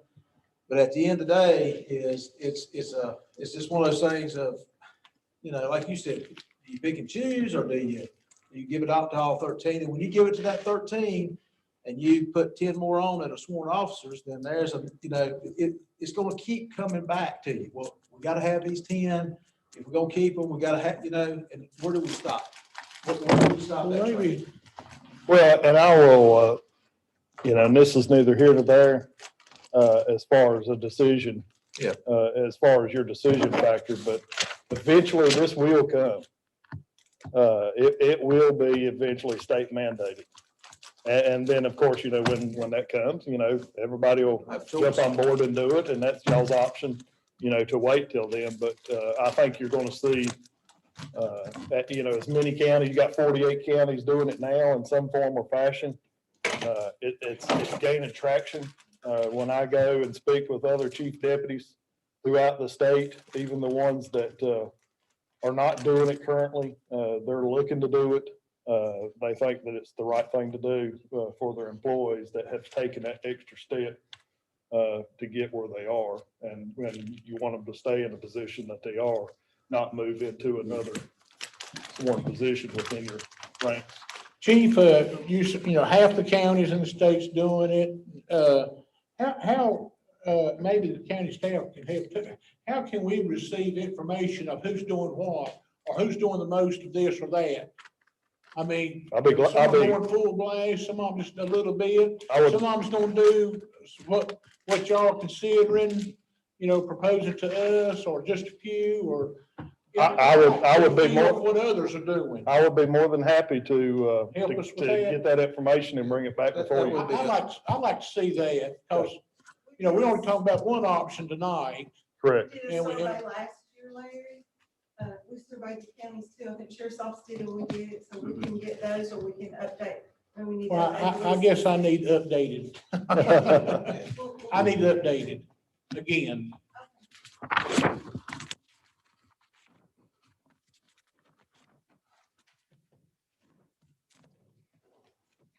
And in just general terms, speaking finance, a lot of numbers for us to roll around tonight, and you, I think, for all of us, but that $433,000 increase from 2020, which was a COVID year, which you guys were, like all of our departments, very understanding and cooperative. What kind of increase was that over the year prior of 2019? Does anybody here tonight have that information? How do we compare the 2019 Sheriff's Office budget with the 2021 request of a $430,000 increase overall? What is the percentage increase? Well, just the number, we can vary the percentage. I'd just like to know. Where is the big number in this, here? Well, he quoted 433,000 as a total Well, that's the increase. increase, yeah. Increase. Yeah, I know, I'm just saying, Is that, Over before COVID? yeah, prior to COVID, what would that have? Not COVID budget. What percent? Well, how, if we took that 433,000 increase request and compared it back to 2019, how would the budgets of the 2 years compare? Did he say 3.5%? So you'd be looking at 1920. 1920. Chief, we looked at that the other day, but I don't forget. Sheriff's budget is, well, these are revised budget numbers, it's 6,144,118. Was that 2020? No, this is 2020. Okay. And they actually spent 5.9 million. All this adds up as. Well, what's the answer on, I know it was an anomaly year, so I'm just trying to compare this budget request to that of 2019. Your detective, This does, I'm looking at the financial statement, but now it doesn't do 1920. you got your detective position is 89,064. Your hybrid SRO is 68,702. Your detention officers at 209,635. No, no, that's the grand total. So your total for 13-4 detention per year is 32,250. Yeah, because see, the thing here, The other stuff, the thing here yes, yes. is, Van, when we're looking at 2021 to 22, it's a 2021, I mean, 2021 is an anomaly because of COVID. Absolutely, that's why I want So to we compare need it to the year. 19. Yes. It's 640,000. Well, that's That's- not original. That's revised, revised. final, requested. Revised 1920 was 6,144,118. 118. I'm counting the overall budget for everything, We don't. every division, not just the sheriff's office. 6 million, 640. 6 million what? 6,144,118. 6 million, 140, and what's the request this year? 144,118. The request this year is 6,784,156. All right, run the percentage on that right quick. Now we got the two figures. Please. Did you flunk math? I'm eating the oatmeal cookies.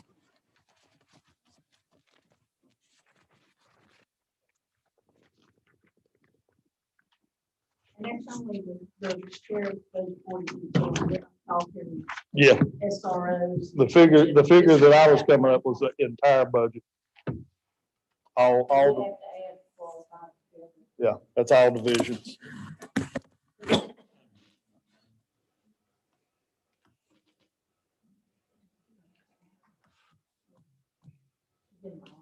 One bulldozer. I mean, just if we want to compare. One trash compactor. That looks about like a 9% increase. 9 point, Yeah. yeah, 9.5%. So this is a 9.5% increase over the anomaly year. Going back one normal to the last normal year, this is about 10% increase above that. It's 9.5 over the final 1920. Total overall budget. That's just the 4310. Yes, This is not all the different account numbers, because they have like their judicial center, security, they've got their 2 or 3 SRO departments. narcotics. Officers. But it is apples to apples. Yes. Right. The number that one department. Yes, Did, All the 16. But I think you got an increase last year in your sheriff's budget. What about 200 grand? yes, There was an increase last year for them. Okay. Even last year. yes. Yeah, they had other requests in there that they backed out when they switch gears. Well, there's two SRO positions. Well, right here they are. I mean, I think one was the hybrid. Animal control, wasn't it? yeah, there's, you know, Some of that animal control last year. Only reason I know that is I was working on my narrative last year, this year. I had to be working my section. Yes. I don't know about everybody. You didn't eat all your pack, all your steak. Not everybody, but, you know. Right. Not gonna be mine. I think he likes the yellow ones.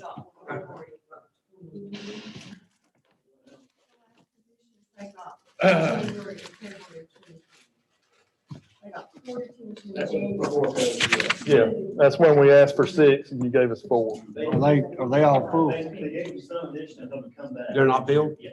They got 6. What we got, one open in detention right now? I think it's one. We got 1. Ron just run the liability numbers before y'all read separation acts. You wanna look at liability? This is what she had to do. Yeah, this is, like I said, we don't have no way of knowing what it's gonna cost. You talking about, we switching back to retirement now? Yeah, let us see that. Yeah. This was the auditor's calculation. And we have to book it like long-term debt.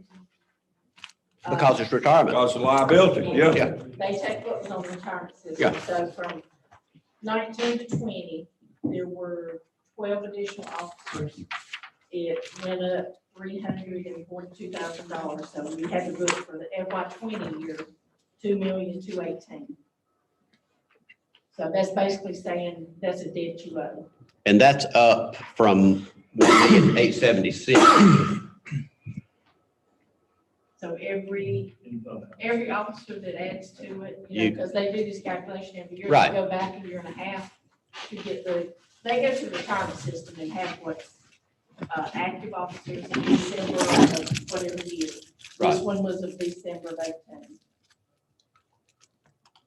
And see, we also have to book retirement system. That was something new after I left finance. And I do like these auditors that they split it out. The ones before just lumped everything together. But just retirement system, that went up $1 million this year to $9.5 million that we have to book as debt. Because it's something we promised to pay. Everybody has long-term liability. And these are just the sheriff's department, That is sworn officers. sworn That's officers. the Yeah, this is just liability we deputies. have to book Yeah. as sworn officers. Well, this is not counting the additional 13. So if you added 13 to it, you're gonna.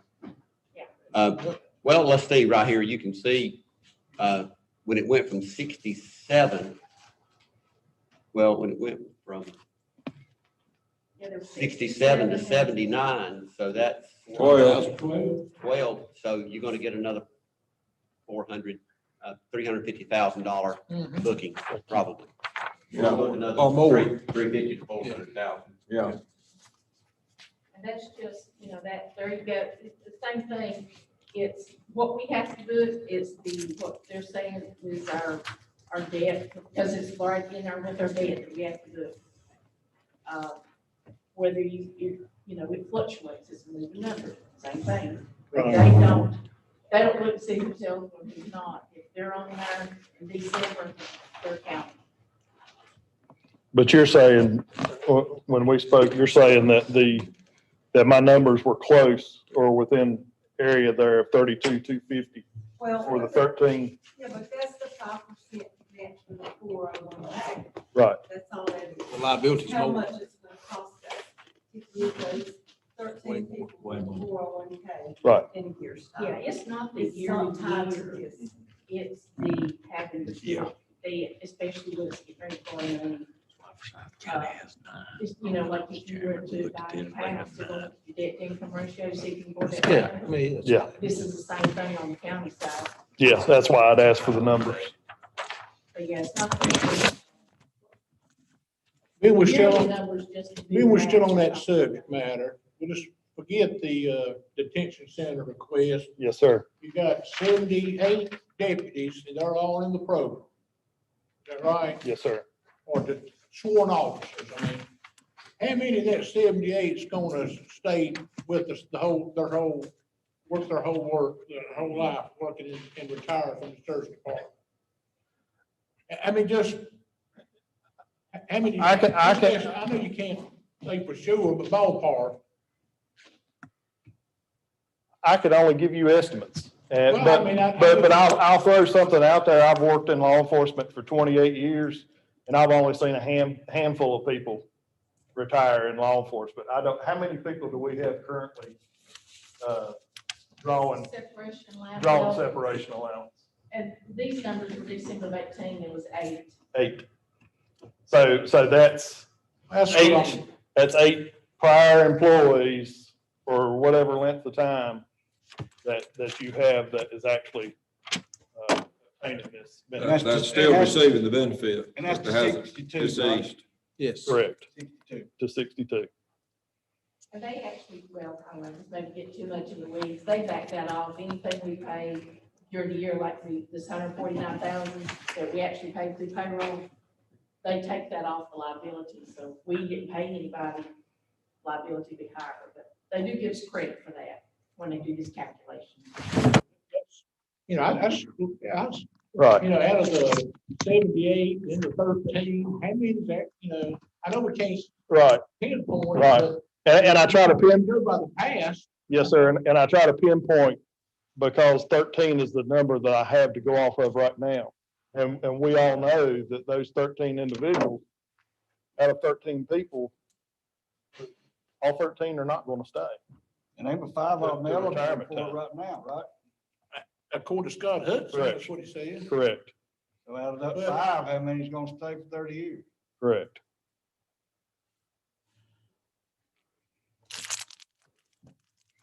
I know it's difficult, gentlemen, you know, it's an ambiguous number. But, you know, I go back to, you know, I don't want to beat a dead horse and I'm done, but I just go back to the ability to be able to provide this to a sworn detention officer. I can assure you with 28 years of law enforcement experience that not only you're gonna see multiple things happen if this were to occur. And it's only going to affect a small amount of people within the detention facility. But the ability to possibly be able to do something like this for that few of a people will affect so many more people, just for the mere fact of what it brings to the table, as far as, you know, them just feeling like that they're being looked after, feel like that they've went through that extra process. They've took those extra steps to be a better employee for the county of Surry. And it does make, I don't care what anybody says, it does make for better employees. When you have someone that goes through basic law enforcement training, it goes right back to what you was talking about, Commissioner, about placing these people that are on patrol, placing them in to the detention facility. When you are placing these people for a 6 to 7 month program in basic law enforcement training, how can it not help to make them a better employee coming out the other end? How can it not alleviate the knowledge that they gain and the ability that they have coming in the door when we hire them to make the detention facility a better place and a more professional department within the county? I argue the point that it does.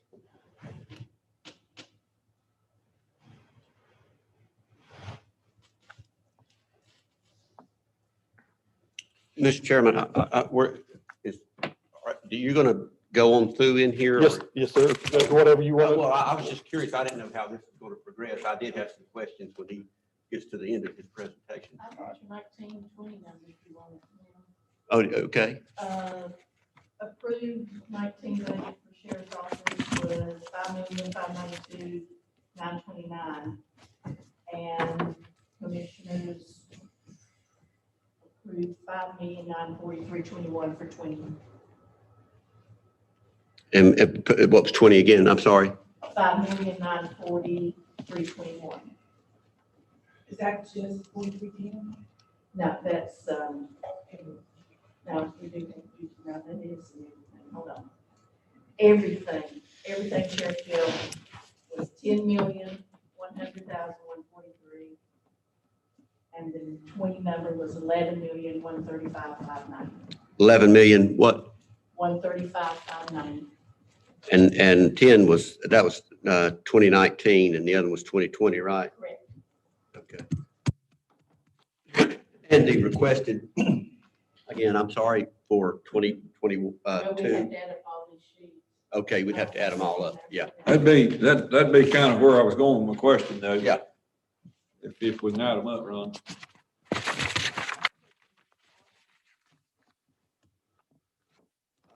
Commissioner Harrison, is there somewhere else you'd like? Yeah, to I go was on going to ask you a few questions here. Yes, sir.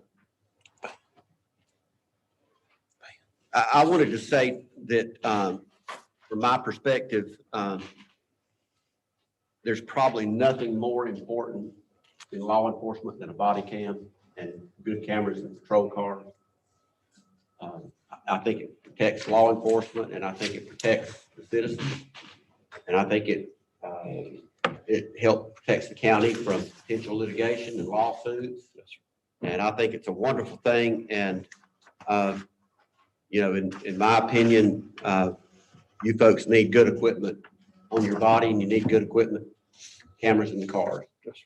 The other thing I wanted to say was, how many detention officers do you all have on like first shift? I guess you run 3 shifts over there in the jail. Is that how you do it? 4. 12, no, 2 12-hour shifts. 2 12-hour shifts. And how many are on a 12-hour shift? 9. Yep, 9. So it'd be 9, okay. And then I asked the thing about the different levels of inmates. Yes. Also, the other question I had, what did your SRO officers do during the COVID shutdown? What did you folks, what were they doing? Assisted with patrol, and they also, of course, maintained security at the schools. Okay. Even though they were shut down. Worked The vaccinations. we worked the vaccinations. We assisted out here with working traffic. Okay, so you used them Yes, to sir. fill in other places or whatever? sir. Yeah, And okay, that's just like, especially Commissioner Harris even during the summertime, they're utilized. okay, We put them doing other things and right. whatever sheriff Okay. determines at that time what the need is. No, they ever do road duty? Yes.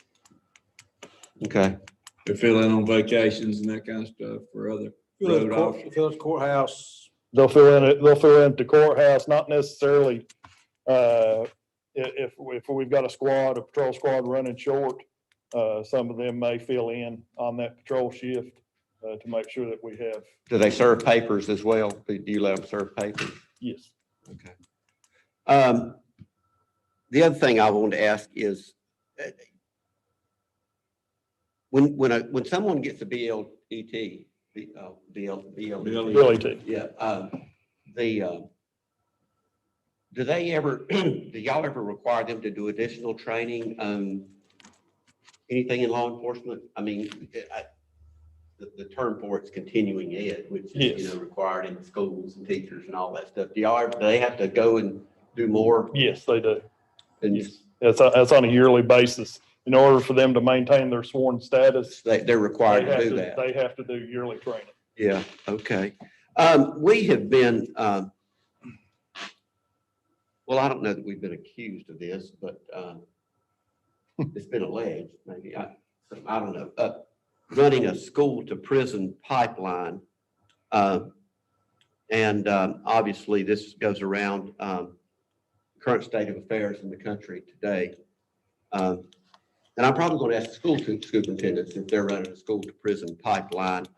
And we've also been, it's been alleged that that SRO officers have a detrimental influence on young black men. and black school children, African American. Do you think your SRO officers have a negative influence on young African Americans in Surry County and our schools? Absolutely not. Okay. Absolutely not. Our SRO program was established and is maintained yearly because we see the positive effects that The mentoring what and can come out from yeah. a positive reinforcement of law enforcement being present in these young people's lives. Yeah, well, and I just had to ask you that question. I was assuming, I've never heard anything remotely critical of your SRO officers, and I'm sure they're very professional. You know, I guess my hunch is this is maybe applicable in some large cities. I don't know, but you know where we are in America today with a lot of these issues. Correct. And I just can't imagine that our SRO officers would be anything but a positive influence on young African Americans and Yes. our children of all races in our schools. Their intentions, as well as the sheriff's office's intentions, are to see these children succeed and become viable residents in Surry County. Absolutely. And, you know, it takes everybody working together. I just don't think we have a school to prison pipeline problem in Surry County. I will tell you that something that you may not be familiar with, that there's current legislation that is being thrown out. Of course, you know, it gets thrown out for everything, but Yeah. Currently there's legislation thrown out in North Carolina to have the SROs, basically it ties their hands as far as enforcement action within the school systems. Mm-hmm. And it falls back on the principal or the school system to determine when a action by law enforcement will be conducted as far as a particular type charge or something like that. And I will tell you that I know that I speak for the sheriff because we discussed it at length, that we are totally against that. We've actually are seeking to reach out to North Carolina legislatures to show our disapproval to that possible direction. Yeah, this is not being, this is in some places, but this is not being pushed at North Carolina General Assembly that we know of. Yes. It is being pushed in our Yes. North Carolina General Assembly. Yes. Yes, Do there's. you know what bill that is, or? I do not, but I'll get it to you and send it to you. But I think if you have a good working relationship, if a principal has a good working relationship with an SRO, Yes. that is not an issue. That is a non-issue. Correct. And I think you have that in Surry County. Correct. And the long-standing, you know, by this board from having the SRO program, that in itself fixes that issue. When you don't have support of the commissioners and you don't have, and then the leanings of possible loss of support through your school system, that's when you begin having problems with your SRO program. And we do not have that issue, I can assure you. It is a valuable tool for school administrators. Well, the other thing too, it's very concerning to me is you know, there's talk in some circles in America today to remove the what is it called, limited liability or the limited protection of police officers in the line of duty, that you can actually be sued civilly. Correct. For doing your job. Correct. And there's a word terminology for it. I can't remember what it is, but if some of these things actually happen in law enforcement in this state and this country, it is just going to be chaos. Number one, no one is going to want to go into law enforcement. I honestly believe, Commissioner Harris, you'll see a great stepping in the way by law enforcement officers if that ever goes into effect. Because criminals are basically just you're opening them up to be sued, you know, personally, civilly for something that they are attempting to do because they wear this badge. Because they wear that badge, and it's just really, really wrong. And I think people everywhere ought to be against it. And I just don't understand the logic and the reasoning behind some of these people doing this. And it's not to say that there aren't bad people in law. There's bad people in everything. None of us are perfect. You know? Qualified immunity. Qualified immunity, that's the term, yeah. And but Americans need to really understand, and stand behind their law enforcement community. And most of the crime are in the big cities where law enforcement has been attacked, police budgets have been cut, and it's just descended into chaos. And I hope that never happens in North Carolina and Surry County. I mean, well, I don't think it'll happen here, but if they take away qualified immunity across the nation from law enforcement officers, Yes, sir. And I'll have to say, every time when I look at the news on a daily basis, I have a great empathy for law enforcement.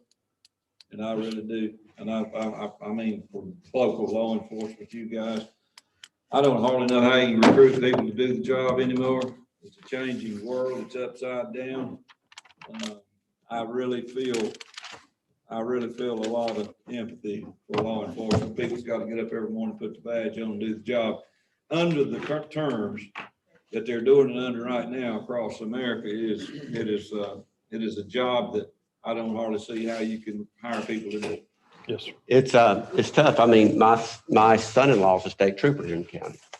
And, it's my understanding that the North Carolina Trooper Academy is that they're short. They can't find people that want to be state troopers in North Carolina. Yeah. And it's just, pretty concerning, really. Yeah. All I have, Mr. Chairman. Yeah, we talk about all these numbers and budget, but we talk about it only as numbers and budget, and our great responsibility to try to find the money.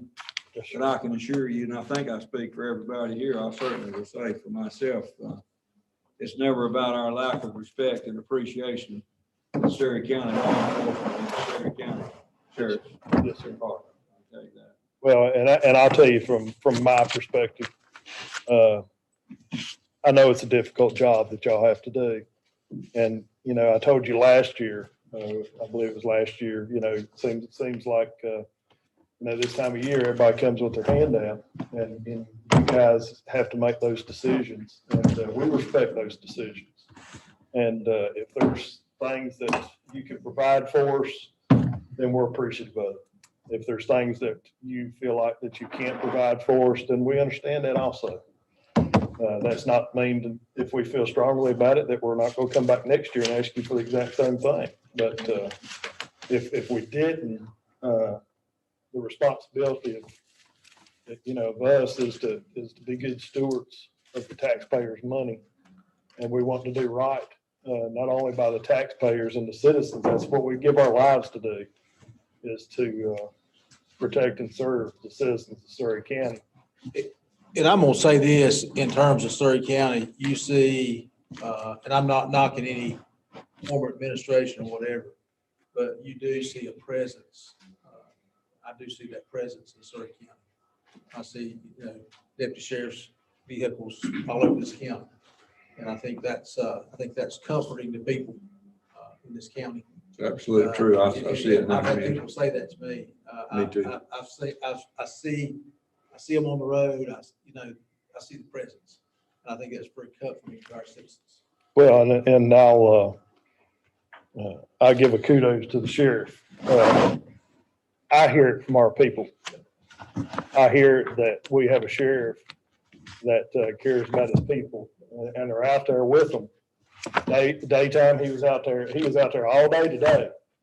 He won't tell you that, but he was out there in a patrol car all day today. They come in right at 5 o'clock, and we discussed this right before we come over here this evening. But we, myself and the command staff, we give him a hard time a lot of times, been like, you don't need to be out at night with these guys out on patrol. But, he'll come in and one of us will be like, yeah, sheriff rode with us last night. That's a people sheriff. I agree. Is it gonna take Sheriff Hyatt 3 days to get over it? I don't know. I'm gonna ask another budget question. Yes, sir. Talk about radios, and y'all use the same radios. Yes. And do volunteer fire departments use the same radios as you use? On the 800 system, yes, they do. Okay. Maybe not necessarily the same brand or whatnot, Right. but same. But I think for us as a county to look at, what's the best for all groups involved, instead of this group going out and doing their own thing, this one doing their own thing, is to try to work with each agency and then with volunteer fire departments to try to come up with the best solution to replace the radios. Correct. Irregardless of where the money comes from, if Surry County's gonna buy, 15,000 radios, surely the goodness we could get a good deal if we did a package deal with everybody involved. Correct. So that might be, on all of us to work together to Yes. try to solve the And problem. like I said, we have worked with Denise and early on, I called Sandy and had her to make sure that it was okay with the county management's office, to make sure that myself and David and communications, that Nick at communications, that we all did work hand in hand, because it is a county issue. And because I've been in several of the fire chiefs meetings, and that's one of the things they talk about is radios, it's coming. And, they jump out ahead of everybody else. And, it'd be nice to go ahead and see if we could get a better deal collectively versus separately. Correct. And I think the future, in all honesty, Commissioner Goins, is Lisa. I think we're going to come out better as a county, as far as being able to spend a less amount of money, but having a better product on a consistent basis. And that goes with our body cams as well. I don't mean to interrupt. It took a little bit to research, but we have the percentages here that y'all were asking about to see. I've built you a little table there in the bottom. That's year-over-year increase. That's 3 years approved and this year's requested. So you got 2018, 19, 19, 20. No, you got 19, 20, 2021. I'm sorry. Thank you.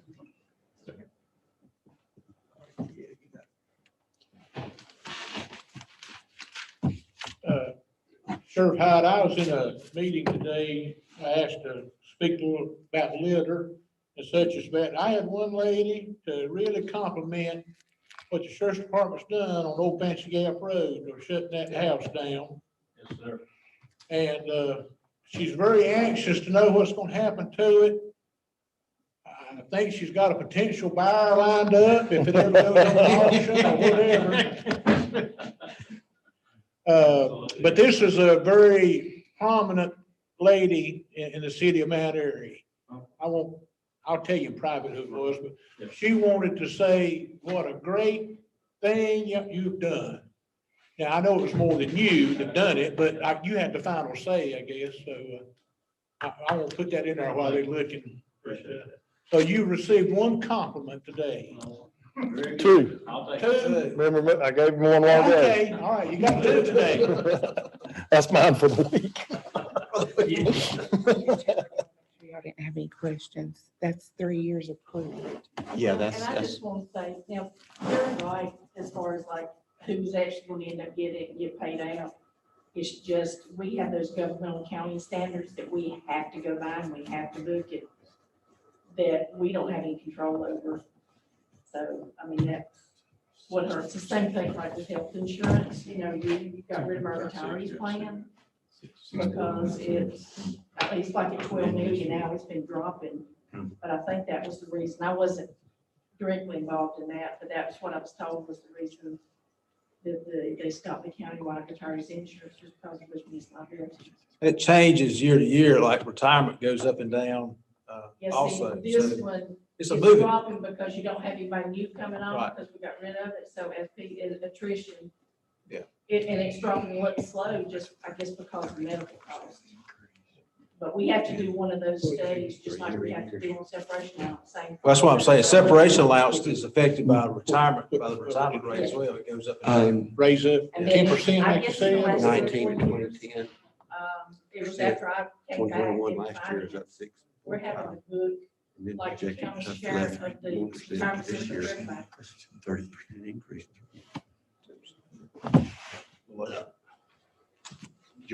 No, I already seen.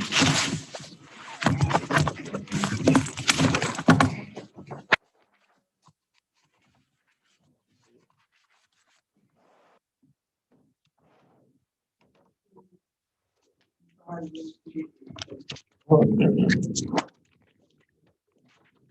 got. Somebody asked me about the overdose death detective. I guess that's pretty What you self-explanatory. got? About the what? Overdose What would death his, detective. what would be his job? His job would be to immediately, at the, yeah, his or hers. That'll be correct. To immediately have the ability to be able to go and begin that investigation at that moment and not be inhibited with being tied down to doing other types of investigations. It would free him up to be able to concentrate solely on the issue that we've got with overdose deaths. I'll tell you this, I was a detective for 12 years. And 8 of those years, I was a lieutenant of detectives for Mount Airy. And I can tell you from experience that the ability for us to be able to have an individual to be able to go out at moment's notice and be able to be fresh and be able to start working on those types of cases and not be tied down to having to work a gamut of other cases that are coming in on a daily basis, all other types of crimes, and they're being assigned out to the regular detectives. This individual's main focus would be overdose deaths. I can tell you that in times past, going up through the years, I will tell you that as far as an investigator is concerned, probably one of your most difficult cases to work is an arson case. I would now tell you that probably ranking right up there with arson, if not a close second, would be overdose death investigations. There's so many moving parts to it. And not only are you talking about just a particular crime, but you're talking about individuals, you're talking about the narcotics world of oftentimes, you're talking about having to deal with those people. So it's going to take a special person, male or female, to be able to do that job. But the ability to be able to jump out and get on that type of investigation and get on it quick is paramount to being able to possibly bring charges up on an individual. Lord knows we got enough opioid deaths.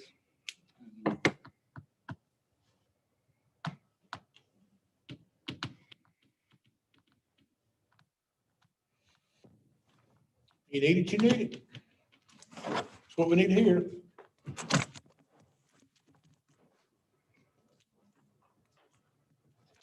All right, did you have anything on animal control?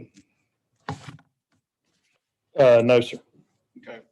It's within the budget that you have laid out before you. Okay. Animal control, we are, as part of the lease program, we are asking for 12 vehicles as part of the lease program. 2 of those vehicles would be going to the detention center. It'd be 2 detention vans. Those are used not, of course, they're dedicated to the detention facility, but they also can be used when we're doing drug raids and that sort of thing to be able to transport prisoners.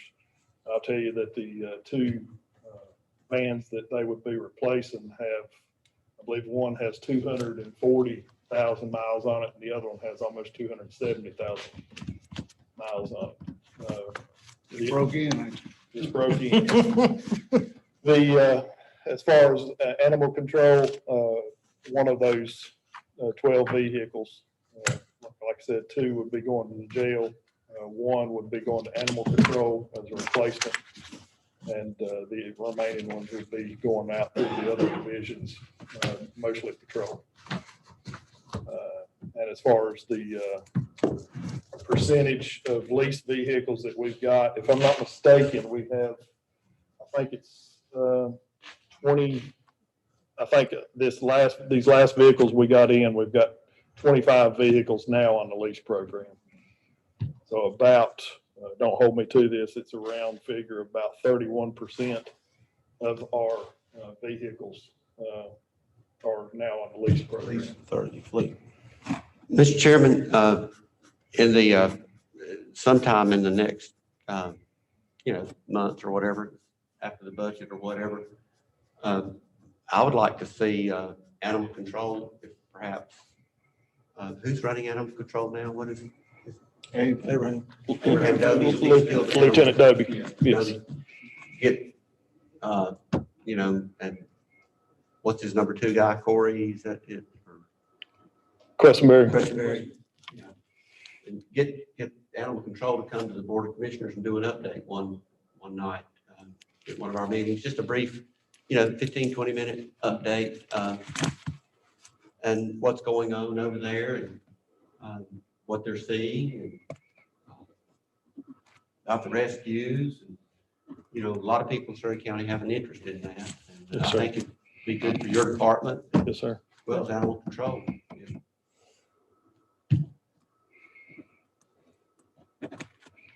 I will work with, what we will do is I'll get in contact with them and we will work with county management to put them on the agenda Okay. at their time of their choosing. Yeah. All right. We're done. Thank you, sir. All right. Thank you. Thank you. Appreciate the job y'all do. Yep. We're gonna get you boys some CB radio. Next table. All right, additional budget discussion. Anybody got anything? That's all we have. Plenty. Hey, Steve, make you feel any better, I told the running joke down to colleges, I told Marty Shropshire and them, I was gonna get them some bicycles. Get rid of their cars, get them some bicycles. Marty needs to ride a bicycle. That's kind of mine, his running joke, so. Mr. Chairman, I just want to ask, what, is it next Tuesday we meet again for budget? Yeah, the fire departments, right now I have 12 signed up. Really? We've never had more than 6. Uh-oh. I bet they all want to Bill, do. what have you been telling them? You don't go to no more meetings. I ain't been in a year. Increase, Bill. I actually, I did, I mean, they were talking about, tax rates, and I did tell them, I said, this will, this, the reevaluation will impact, I'm not gonna lie to them. It will impact your tax rate. We'll go revenue neutral. Doesn't mean you're gonna lose anything, but your tax rate's probably gonna drop. So they know it. Okay. Nothing we're gonna hide from anybody. I mean, that's what you look at, so there you go. I'm sure we'll be prepared with numbers. Yeah, we'll send it out by email later. Okay. It'll- Now, what do you think there, Martha? We're gonna have some numbers? You think we need to split them up like Tuesday and Thursday night? Jordan, you bring your calculator, will I you? say just knock it Yeah, out. I can come again, I'll be back. I just knock it out. Give them Okay. 5 minutes apiece. Yeah, give them 5 minutes apiece. Keep them, I'm gonna tell them to have 5 8-minute presentations. Yeah, I did talk to one chief and he said, I just want to come and say this is what we do. And he said, I'm not asking for an increase. So Yeah. you may have. I don't think we're gonna have anybody ask for any increase. Talk about- I think the budget, they just want to get no cut. They don't wanna- Right. Mr. Chairman, All right, motion to adjourn. motion adjourned, Commissioner Gordon, second by Commissioner Tucker. Any discussion? All in favor, please say aye. Aye. All opposed? Meeting adjourned.